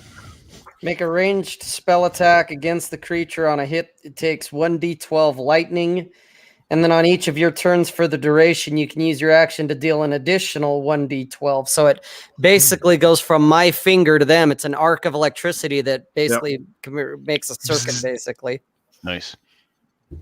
So I want to hit one of those guys with it. That's badass. So make a roll. 17. Oh, yeah. So as Aldemar is trying to pull this off, further down the alley, Sarah is like running towards him and reaches out, and this sort of a greenish string of energy just almost instantaneously appears between his finger and it seems to connect with the arm of one of the halflings, and suddenly you see this kind of arcing over its body, and it just convulses, and all of its joints tighten up, and it grits its teeth, and you can almost hear bones crunching and the teeth cracking as it bites down, and it just shudders and then falls off, steaming. Shit. By the way, that does 5 points of damage too. It'll be a hot time in the old town tonight. 5 points of damage to that halfling. Oh, it's 1d12. Well, you know what? I forgot to have you roll. They don't have. Well, I shouldn't say anything about their hit points, but make the damage roll. I got ahead of myself there. That's what I'm saying. It did 5 points of damage. All right. So he's not dead, but he's twitching. Oof. And so while this is happening, now Sled, you didn't hear the commotion, but suddenly you saw Sarah running and pointing and letting this bolt fly behind you. So what do you do? I go and I look at where he's going and I go that direction very quickly. All that. You see the bolt hit this halfling and it's just kind of washing over him. It convulses and falls back away from. Actually, let me mark the damage here. I lost my pen. Flipped away. All right. So what do you do? Because he's only within about 20 feet of you. Oh, they're only 20 feet away from me? Yeah, they're not too far. Oh, okay. Yeah, I'll go in with my rapier and start hacking and slashing. I'll go up to the closest one and attack. Okay. There's two on either side of them, just trying to. You just see them. They're trying to stab at them. Right. I'll take the one that's got whoever's got their back face to me or doesn't see me. You know, they can see it coming, but they're kind of preoccupied with him. Oh, could I do a sneak attack? They're occupied with him. They came up behind, so they knew where all of you were. They attacked him, but you're all as you're coming up. They're within. You're within. All right, I'll just go up and hit him with the rapier. All right. 21. That hits.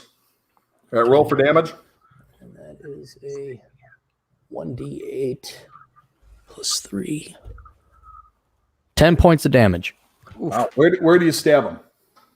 Just right through his neck, out his throat, so you can see the rapier, and I wiggle it a little bit. Okay. And then pull it back out. So this is one that just glanced off. So as he's trying, and this is kind of all happening sort of at the same time, as he is trying to stab at TJ, and this is glancing off, you just see him turning his eyes at the last moment, and the rapier goes right in underneath this jugular, straight through and out the back, and you feel that just a moment of resistance before it just slides right through, and there's almost a pop, and this bright red spray just squirts out across the blade, and it's all right up your arm and the shoulder, and you see his eyes go wide as he sees all this blood spraying out.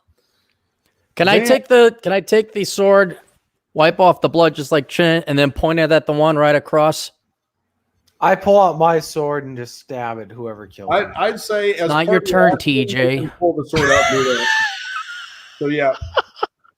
After my move, I just do a little bit where I flip off the blood. I point it at the one that's on the other side of Aldemar, and I just look at him. I'm just waiting for his turn next. Okay, so because the other one's like electrified. Yeah, I still got out. the one electrified right now. Yeah, he's now do that again. So far ahead, well, he probably doesn't know what's going on, but just make a perception check anyways. Let's see if you notice any of this. Yeah, Grot. Yeah. Oh, I'm sorry, me. Right. Right. Yeah, make a perception check. That would be that would be a critical failure. Okay.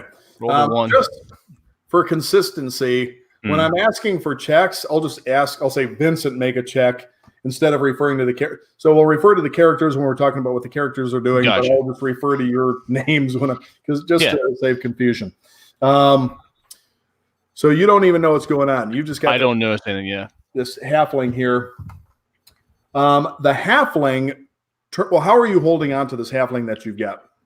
Well, I'm assuming that I don't want to assume. Do we bind his hands in some fashion, or was he already Yes, bound? we're not going to be, enough for him to walk, but he Okay, well, that's what I figured. I want to make sure. So his hands are bound, and he's got his cloak, or whatever, hiding his hands, and I just have him by the scruff tightly. He attempts to make a run for it. You have him by the hair, or you have him actually you got a handful of like skin and flesh on the back of his neck. Handful of skin and flesh in the back of the neck. Okay. So he attempts to make a run, but he just obviously can't break out of Shake him a little bit. So now, Aaron, Aldemar now has these two halflings stabbing. One put a dagger in his calf, another put it in his thigh. You've got this net in your hand that you're pulling off. What do you do? Me? Aldemar. Oh, okay. It's not your turn, Aaron. Yeah. What is? Sorry. Yeah. TJ. Yeah. Aldemar. He said Aaron, so I was like, what? No, it's fine. I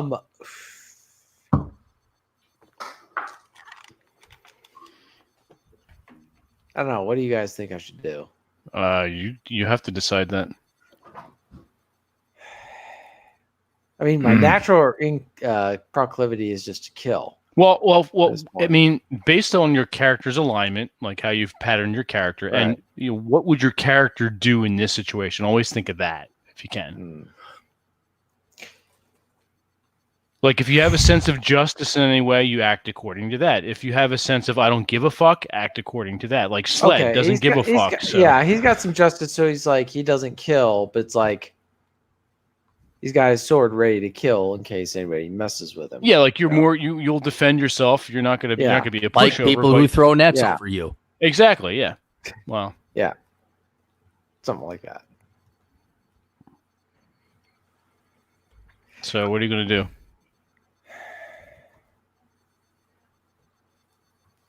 It's not critical. Just choose.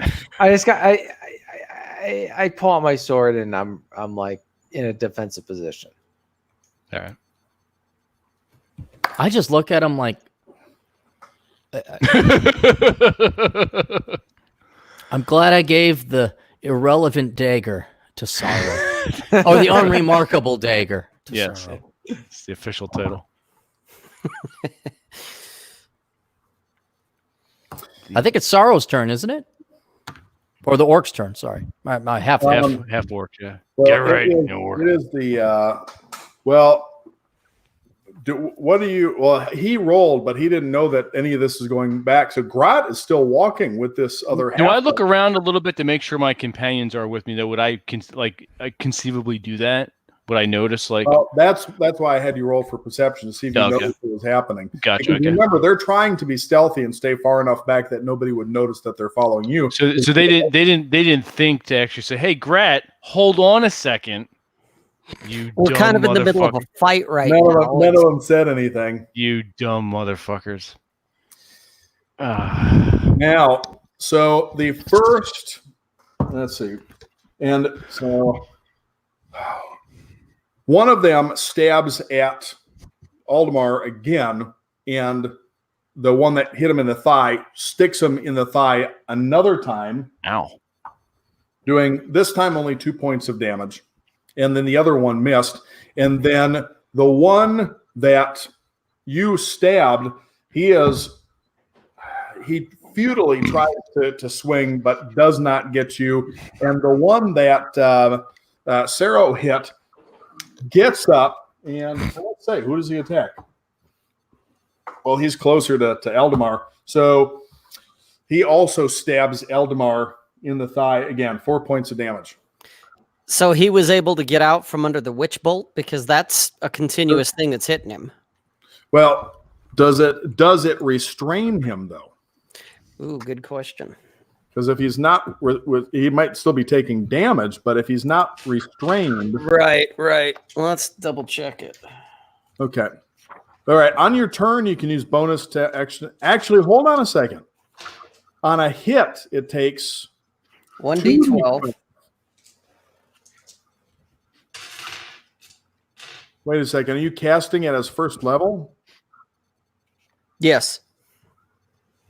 Okay. So, yeah, 1d12.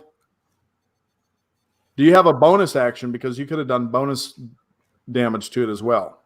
Well, that's what I'm trying to figure out here. And where I'm not doing anything else, I do know that it says the spell on each of your turns for the duration, you can use your action to deal an additional 1 to 12 automatically. So I'm assuming that it's based on the description of it that he's like, unless I change up and do something else which would end it, he's still under the effect of it. Now, at your level, I think, here's the thing. I'm going to make a ruling. I think at your level, you would have had the bonus action. So I'm going to say that you were able to do enough damage that one's actually out of the picture. So TJ didn't take that extra, what was it, 4 points of damage? So no, that one's dead. He's just. I was going to say, I'm doing Emperor Palpatine lightning shit to that guy. You know? Yeah, he's deader than Julius Caesar. He's not quite dead yet, but he is fading, and he's as good as dead. He's not dead yet. I'm not dead. He's still. He's not getting better. He's pretty close to dead. Now, while this is happening, suddenly Grot feels a sting in the back of his thigh. What the fuck? Ruh-roh. And 4 points of damage. All right. I'm down to 39. Yeah. And as you feel the sting in the back of your thigh, you look back and see another halfling just starting to pull their dagger out as 3 more are hacking away, but just scratching. It doesn't even get through your armor. I pull an arrow from my quiver and aim at the first one that's at Grog and fire. You don't even. But does he know? Disorder. Well, yeah. You actually wouldn't know that. You'd need to. You've got all the stuff that's happening right where you are that you'd probably be preoccupied with. Right. At this point, I mean, you could turn. Well, make a perception check. Grat or Vince? Yes. All right. Or TJ. 11. Okay. I just rolled an 11 perception. Dun, dun, dun, dun, dun, dun. Good grief. Perception. +5. So 16. 16. So you can hear that something is going on way back, but you're also caught in the middle of your own. So I mean, you could turn and do that.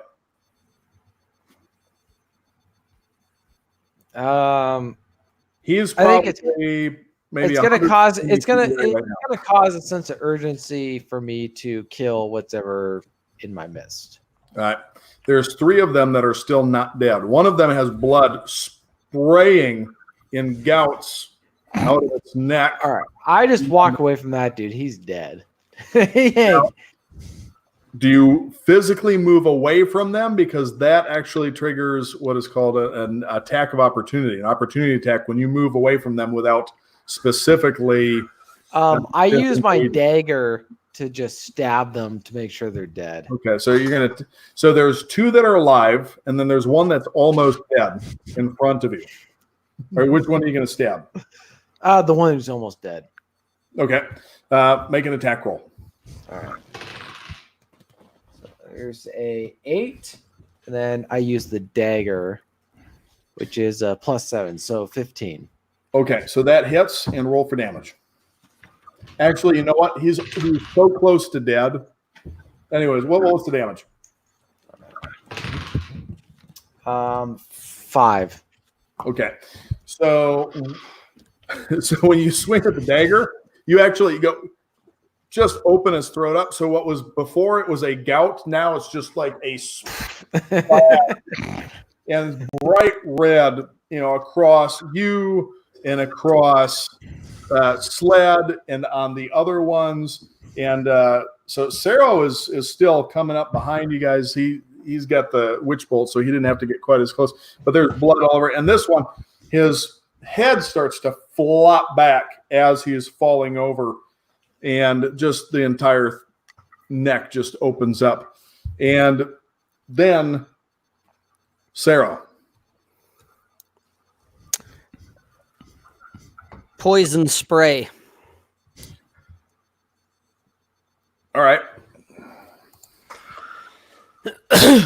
Well, because Is that- reading here on poison spray. Is that poison spray friendly fire to friendly people I too? have a feeling it will be. Says you can extend your hand toward a creature you can see within range and project a puff of noxious gas from your palm. So basically, you're The going to fart creature on must everybody. succeed on a Constitution saving throw or take 1d12 poison. Fart on them, Rob. Now it's actually 2d12, being that I'm 5th level.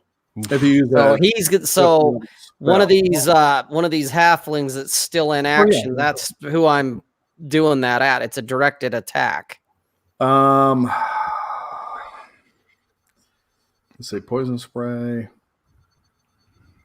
Is there any kind of area effect on that, Rob, or is that just Creature, single? I don't- Doesn't say I don't anything about an see- area effect. Nope, I don't see an area of effect. So Cool. Thank God. Yep. Seriously. and it says the creature. It doesn't say. It says toward a. It's not a radius. It's line of sight within about 20 feet, 10 to 20 feet. Yeah, and it's a puff rather than Yep. like a big cloud. So yeah, that's Right. fine. Okay, so that's what I want to do to one of these halflings that's still in action here that's going against Aldemar. All right. So he's got to make a Constitution save. Okay, let me check his constitution. No. So, so as you're coming up, how do you do that? Poison. So you extend your hand and project. And then Yeah, blow. and it does 20 points of damage. I just rolled for it if he failed. So Oh, shit. as Nice. Saro's coming up, you see him extend his hand and just kind of flick his fingers, and just this little black cloud, just seems to almost an instant just form and spread out little tendrils of smoke around this halfling's face, and you can see some of them going up his nose and in his Fucking throat. pig pen. And his eyes go wide, and you see him start choking and grabbing at his throat, and his face is turning purple, and his eyes are starting to bug out, and then he just drops, foaming at the mouth. Now, the third halfling, Sled goes first.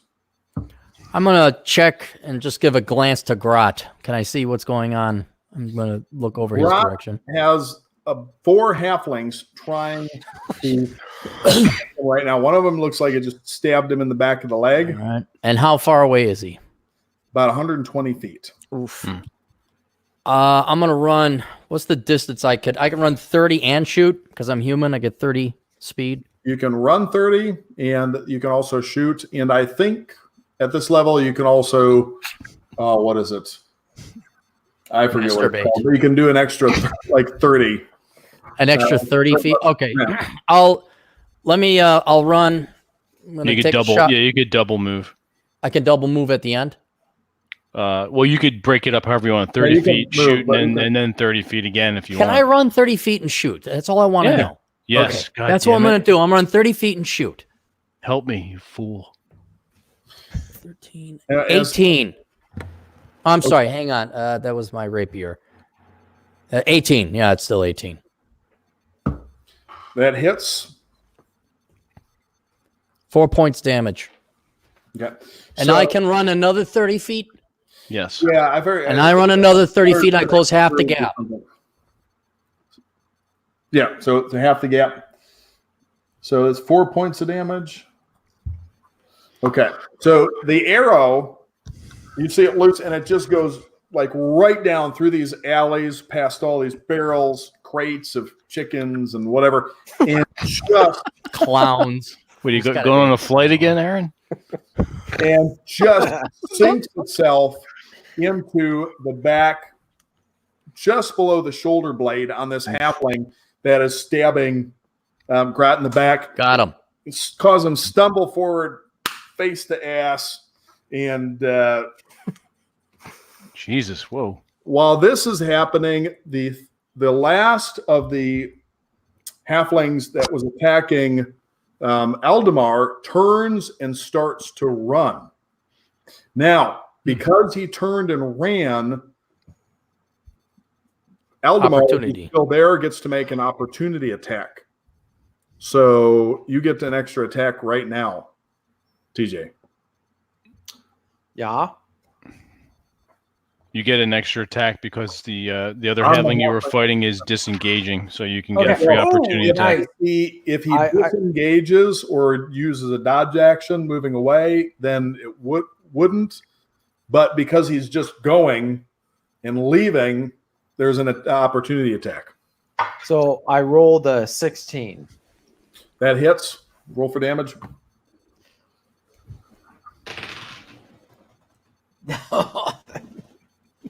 It's a 1. It's a 1. Okay, so are you using your bow? Yeah, I'm using that one. Yeah. Okay. So as this halfling turns and starts to run, you turn and you knock an arrow, but you don't quite get it on target before you let it fly. And you see it go right through this halfling's ear, and it just tears through his ear as he's running. Well, he ain't gonna hear much. He's still moving. So he's running away. Okay, so they all attacked. Sled attack. Then, oh boy. Doesn't Grat get an attack? Yeah, Grat. All right, so I felt the sting. I turn around. I still have the halfling by the scruff, and I see the one. It got hit by an arrow very quickly. I see Sled in the distance running towards me, and I see 3 other halflings as well. There's 3 other halflings that are trying to stab you. Okay. Are they grouped together? They're kind of surrounding you now. They're spreading out. They're trying to basically get on all sides of you. Okay, I'm going to pick up this halfling and beat them with him. Okay, so make an attack roll. And I'm yelling very loudly, so everyone can hear me bellowing in this alley. 2 + 9? It's only 11. Okay, I'm going to check real quick. It's a perfect crime because there's no there's no murder weapon.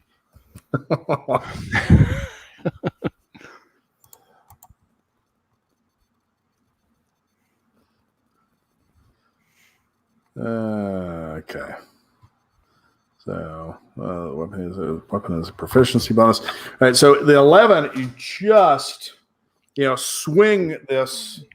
So you've got him by the scruff of the neck, right? Okay, but very quickly, let me interject. I get once per rest. I get a second attack. Okay. So the first one, you swing him all around, and you miss with the first one. But right. Go ahead and make your second attack. Do the second one, just kind of and then like another underhand swing to bring it around. Him by the neck to do this, or are you holding him by his ankles? How are you using the? What would be more fun? I'm going to hold him by. I'm going to grasp him by his ankles, and like just his ankles and his scruff, and just kind of like as like some kind of like battering shield. Okay, so you got like an ankle. Exactly. Yeah. Scruff. Yeah. Okay. All right, let me make my second attack. 14 + 9. There you go. Okay. So the first time you swing it around, they jump back and they just miss. But as they are jumping back, you are able to step forward, closing the distance, and swing, and you slam one halfling face first into the other one, and their jaws collide, and the halfling that is standing now gets knocked sideways, so his feet almost come up as he's dropping, and there's just crap. I love it. Blood is spraying out of both of their mouths now and noses, and the one that you knocked sideways, I mean, his feet are in the air and he's coming down. Make a roll for damage. All right. Just the 1d6 plus my strength, right? Yep. All right. 15 points. Okay, so you notice then that after you do this, the neck on this one is just limp, and the one on the ground is not moving. All right. I'll throw the one. I'll debody myself. I'll throw the other one down. Okay, well, hold off because Uh-oh. you got to go back around. They're going to attack again. Maybe I won't. Maybe I'll still use him as a shield. So, wow. Okay. Well, that's so they're kind of getting in and lunging and really quick pulling back. They're afraid to get too close, and they just nick your armor, but they're not actually doing any damage to you. You're getting a bunch of scratches on your armor from them. Okay. So I'm you guys just see these halflings just trying to come in, and you just see him knock that one off the ground. Aldemar. I'll buff the scratches out with their bodies. You still see the one halfling that's running away from you in the other direction. So there's that one going that way. I don't think you've even noticed what's happening with Grat yet. Gotcha.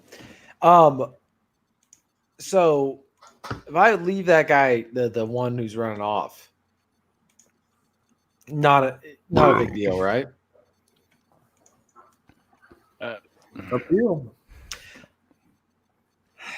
He's the one I shot through the ear, right? Yes. Yeah. Okay.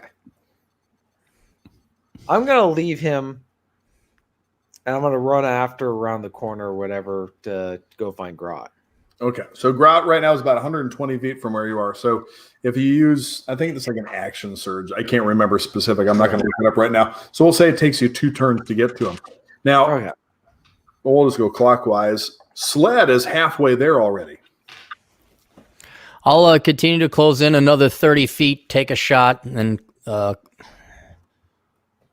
wait. I'm gonna run in 30 feet, so it's 30 feet remaining. I'm just gonna take my shot. I'm not gonna close the gap because I don't want them to have an attack on me while I'm there. Okay. So I'll shoot with the crossbow. I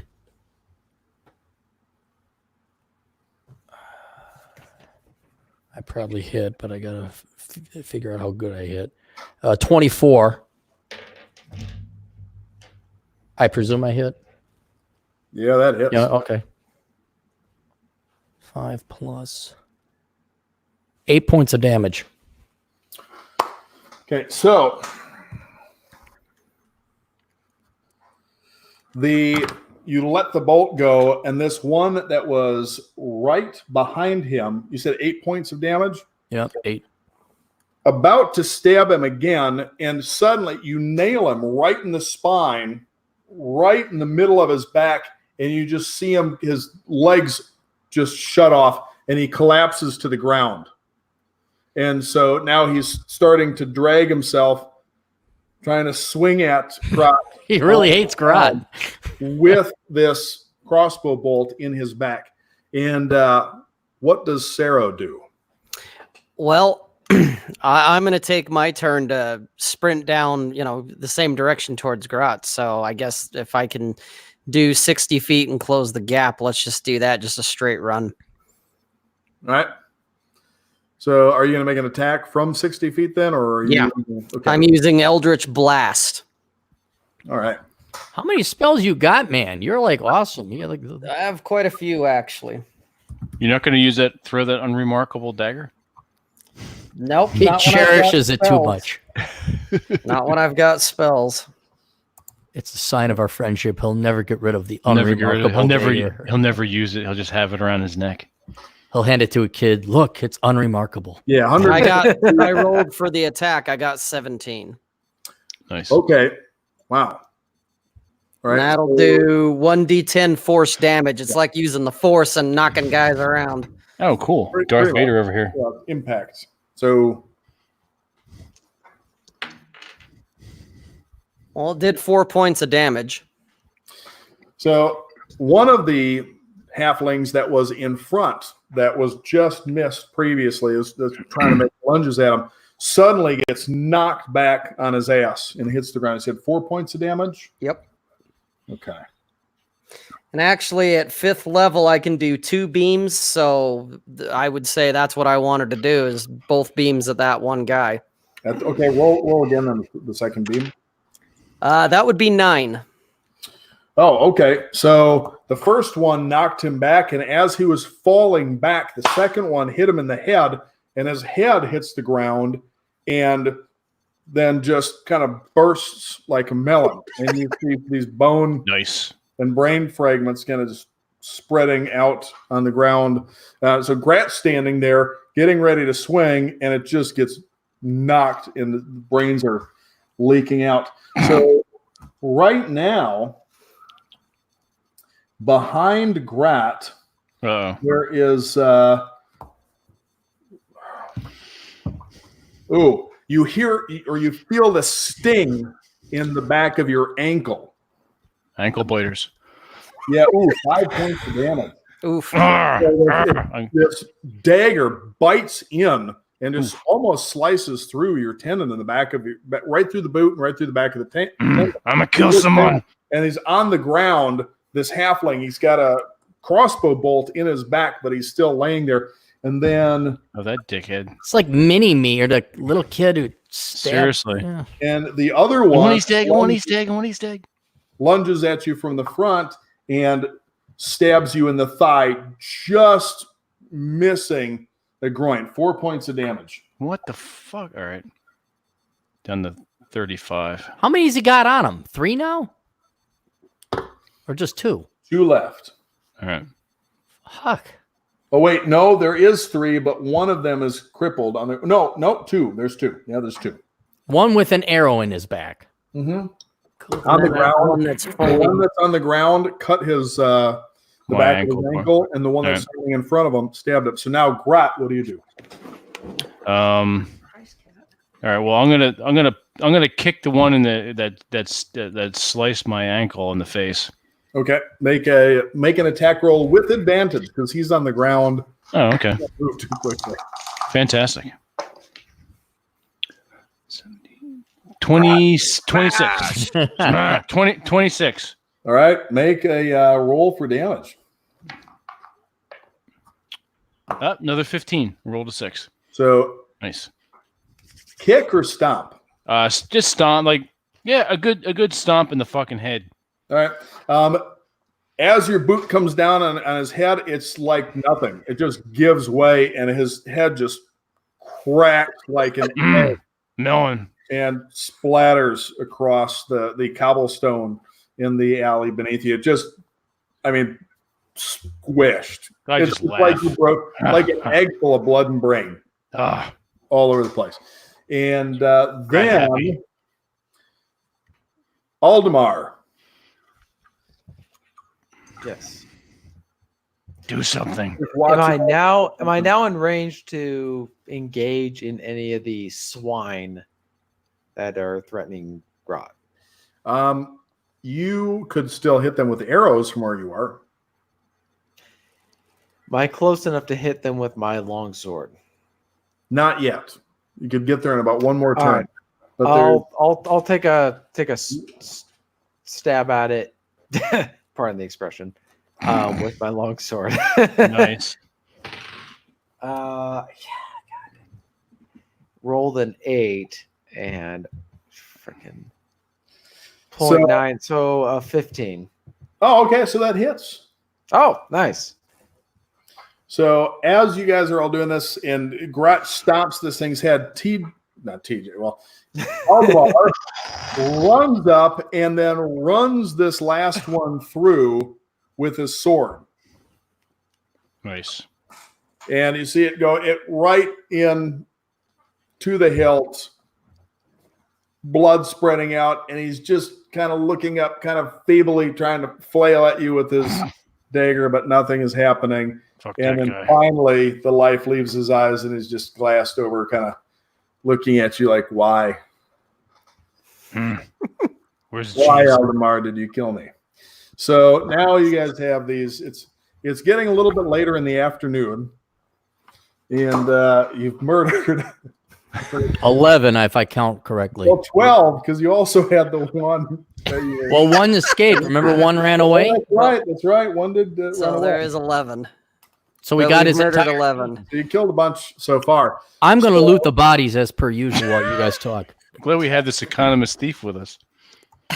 Yeah. Okay. So let's do this then.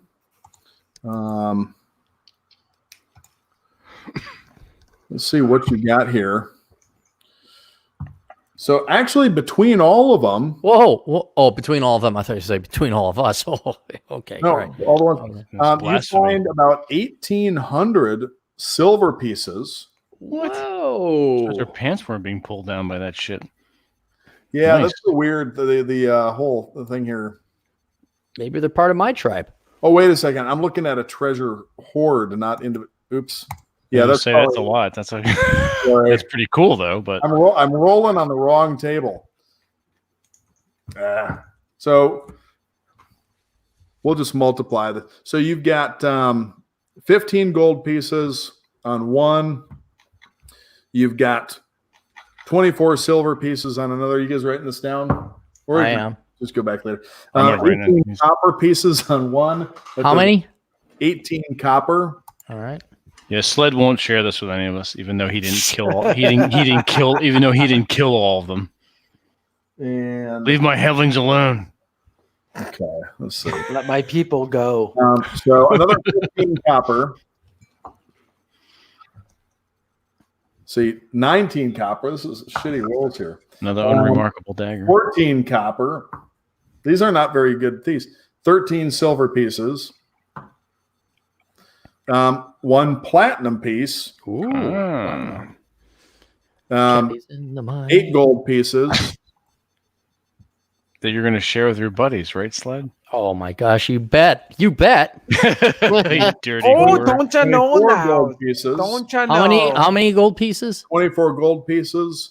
24. And 13 copper pieces. And let me just go nuts here. We'll just go something completely weird and random just to make it interesting. A handkerchief full of dried snot.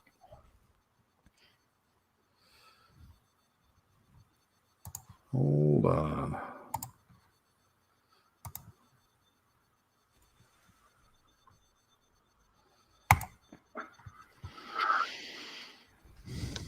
Son of a bitch. It's not vital. Nah. Another just because this fucking generator nothing makes sense from it. Anyways, they just have a bunch of silver and copper and things like that. And on a couple of them, you manage to find what looks like, rings, some keys. You're not sure what they're for. The rings appear to be stolen. They're in, various sizes. They don't appear to actually fit any of the halfway. Right. So middle of the afternoon, or actually it's getting a little bit later in the afternoon. The alleys are starting to get a little bit darker. Right now, you are getting close to the outskirts of town or the city. You're close to where the ports are. So not too far away from where the bloody ore is. You just have to go out the gate, down the road, back to where the docks are and past the warehouses to get there. All right. So what does everybody want to do? Well, I don't want to I don't want to get into another encounter, but I do want to sort of get into like the next beginning of the next scenario, as it were, because we're coming up on almost 11:15. So that's right. So right now, Silric is meeting with the priests of Elsfari at their temple.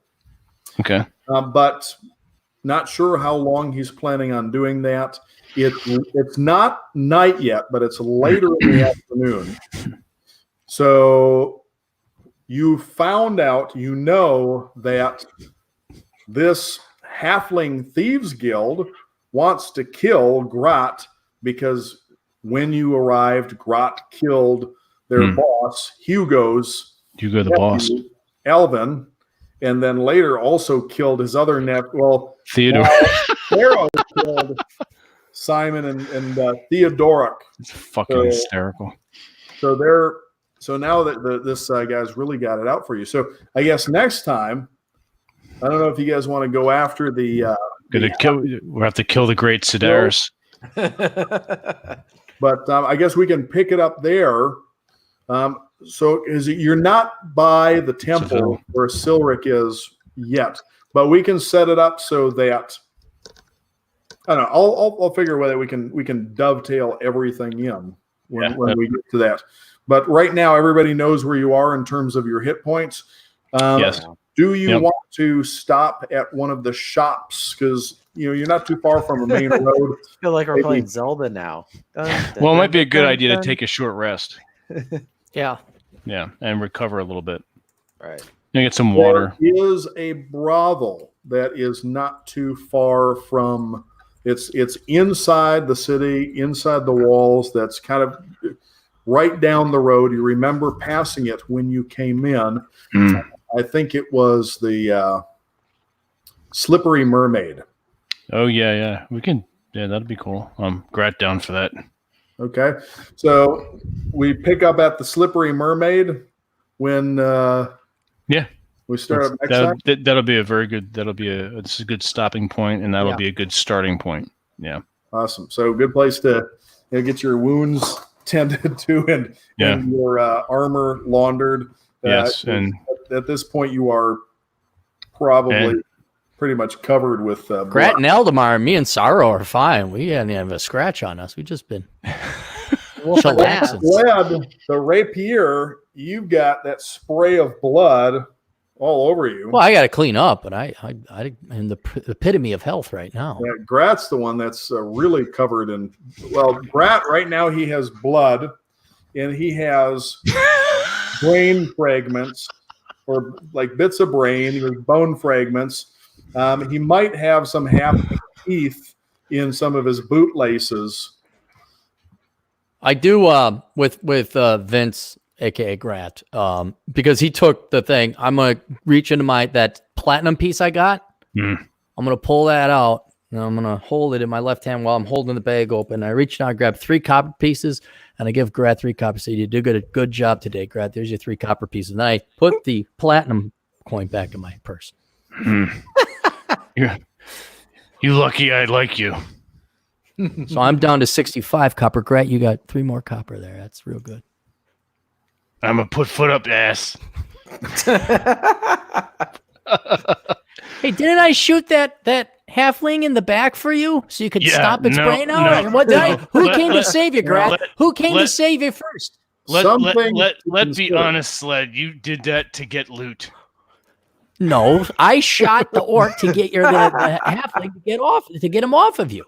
Speaking of loot, something to consider is that the Thieves Guild would probably have a stash, probably multiple stashes, but there will probably be a stash with Hugo.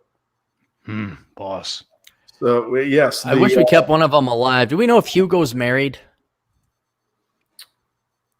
We'll find out. Asked. Let's find out. I got an idea. You seduced woman? No, better. He's going to cuck Hugo. I got an idea, but we'll pick it up next month or week or what. Well, no, it was Saturday. This Saturday. We'll pick it up Saturday. Yep. Yes, and I do believe we're going to be playing around 2 p.m. Eastern. So you get a bonus. The rescheduling resulted in a bonus game. So there you go. Okay, everyone, thank you for watching. It's been another amazing, awesome game. Thank you, Drew, for another fantastic, fun time. My pleasure. This is fun. Been fun. Murder hoboing at its best. Yes. Justifiable. Entirely justifiable. Oh, completely. We did nothing wrong. That's right. It's self-defense. It was complete. That's what we tell the judge. All right, I'll see you guys. I gotta get going. You gotta go take care of. Time to call the wife. That's right. Right. See ya. Catch you later, Aaron. All right. Yes, Rollo should be joining us on Saturday. Yes, so we'll be reuniting with Silric, the half-elf cleric. Yep. And his acolytes will probably be following along. That's right. And, we will not be on Dude Party. We will be on D&D Party. Thanks, John. Yes. So you should scrap Dude Party and come watch our show. Well, maybe work him in as a extra character sometime. Yeah, absolutely. Exactly. So, all right. So everyone, thank you once again for joining us. And like I said, you get us again on Saturday at 2 p.m. Eastern. So everyone have a good night, and we'll see you Saturday. Take it easy. Say la vie. See you guys.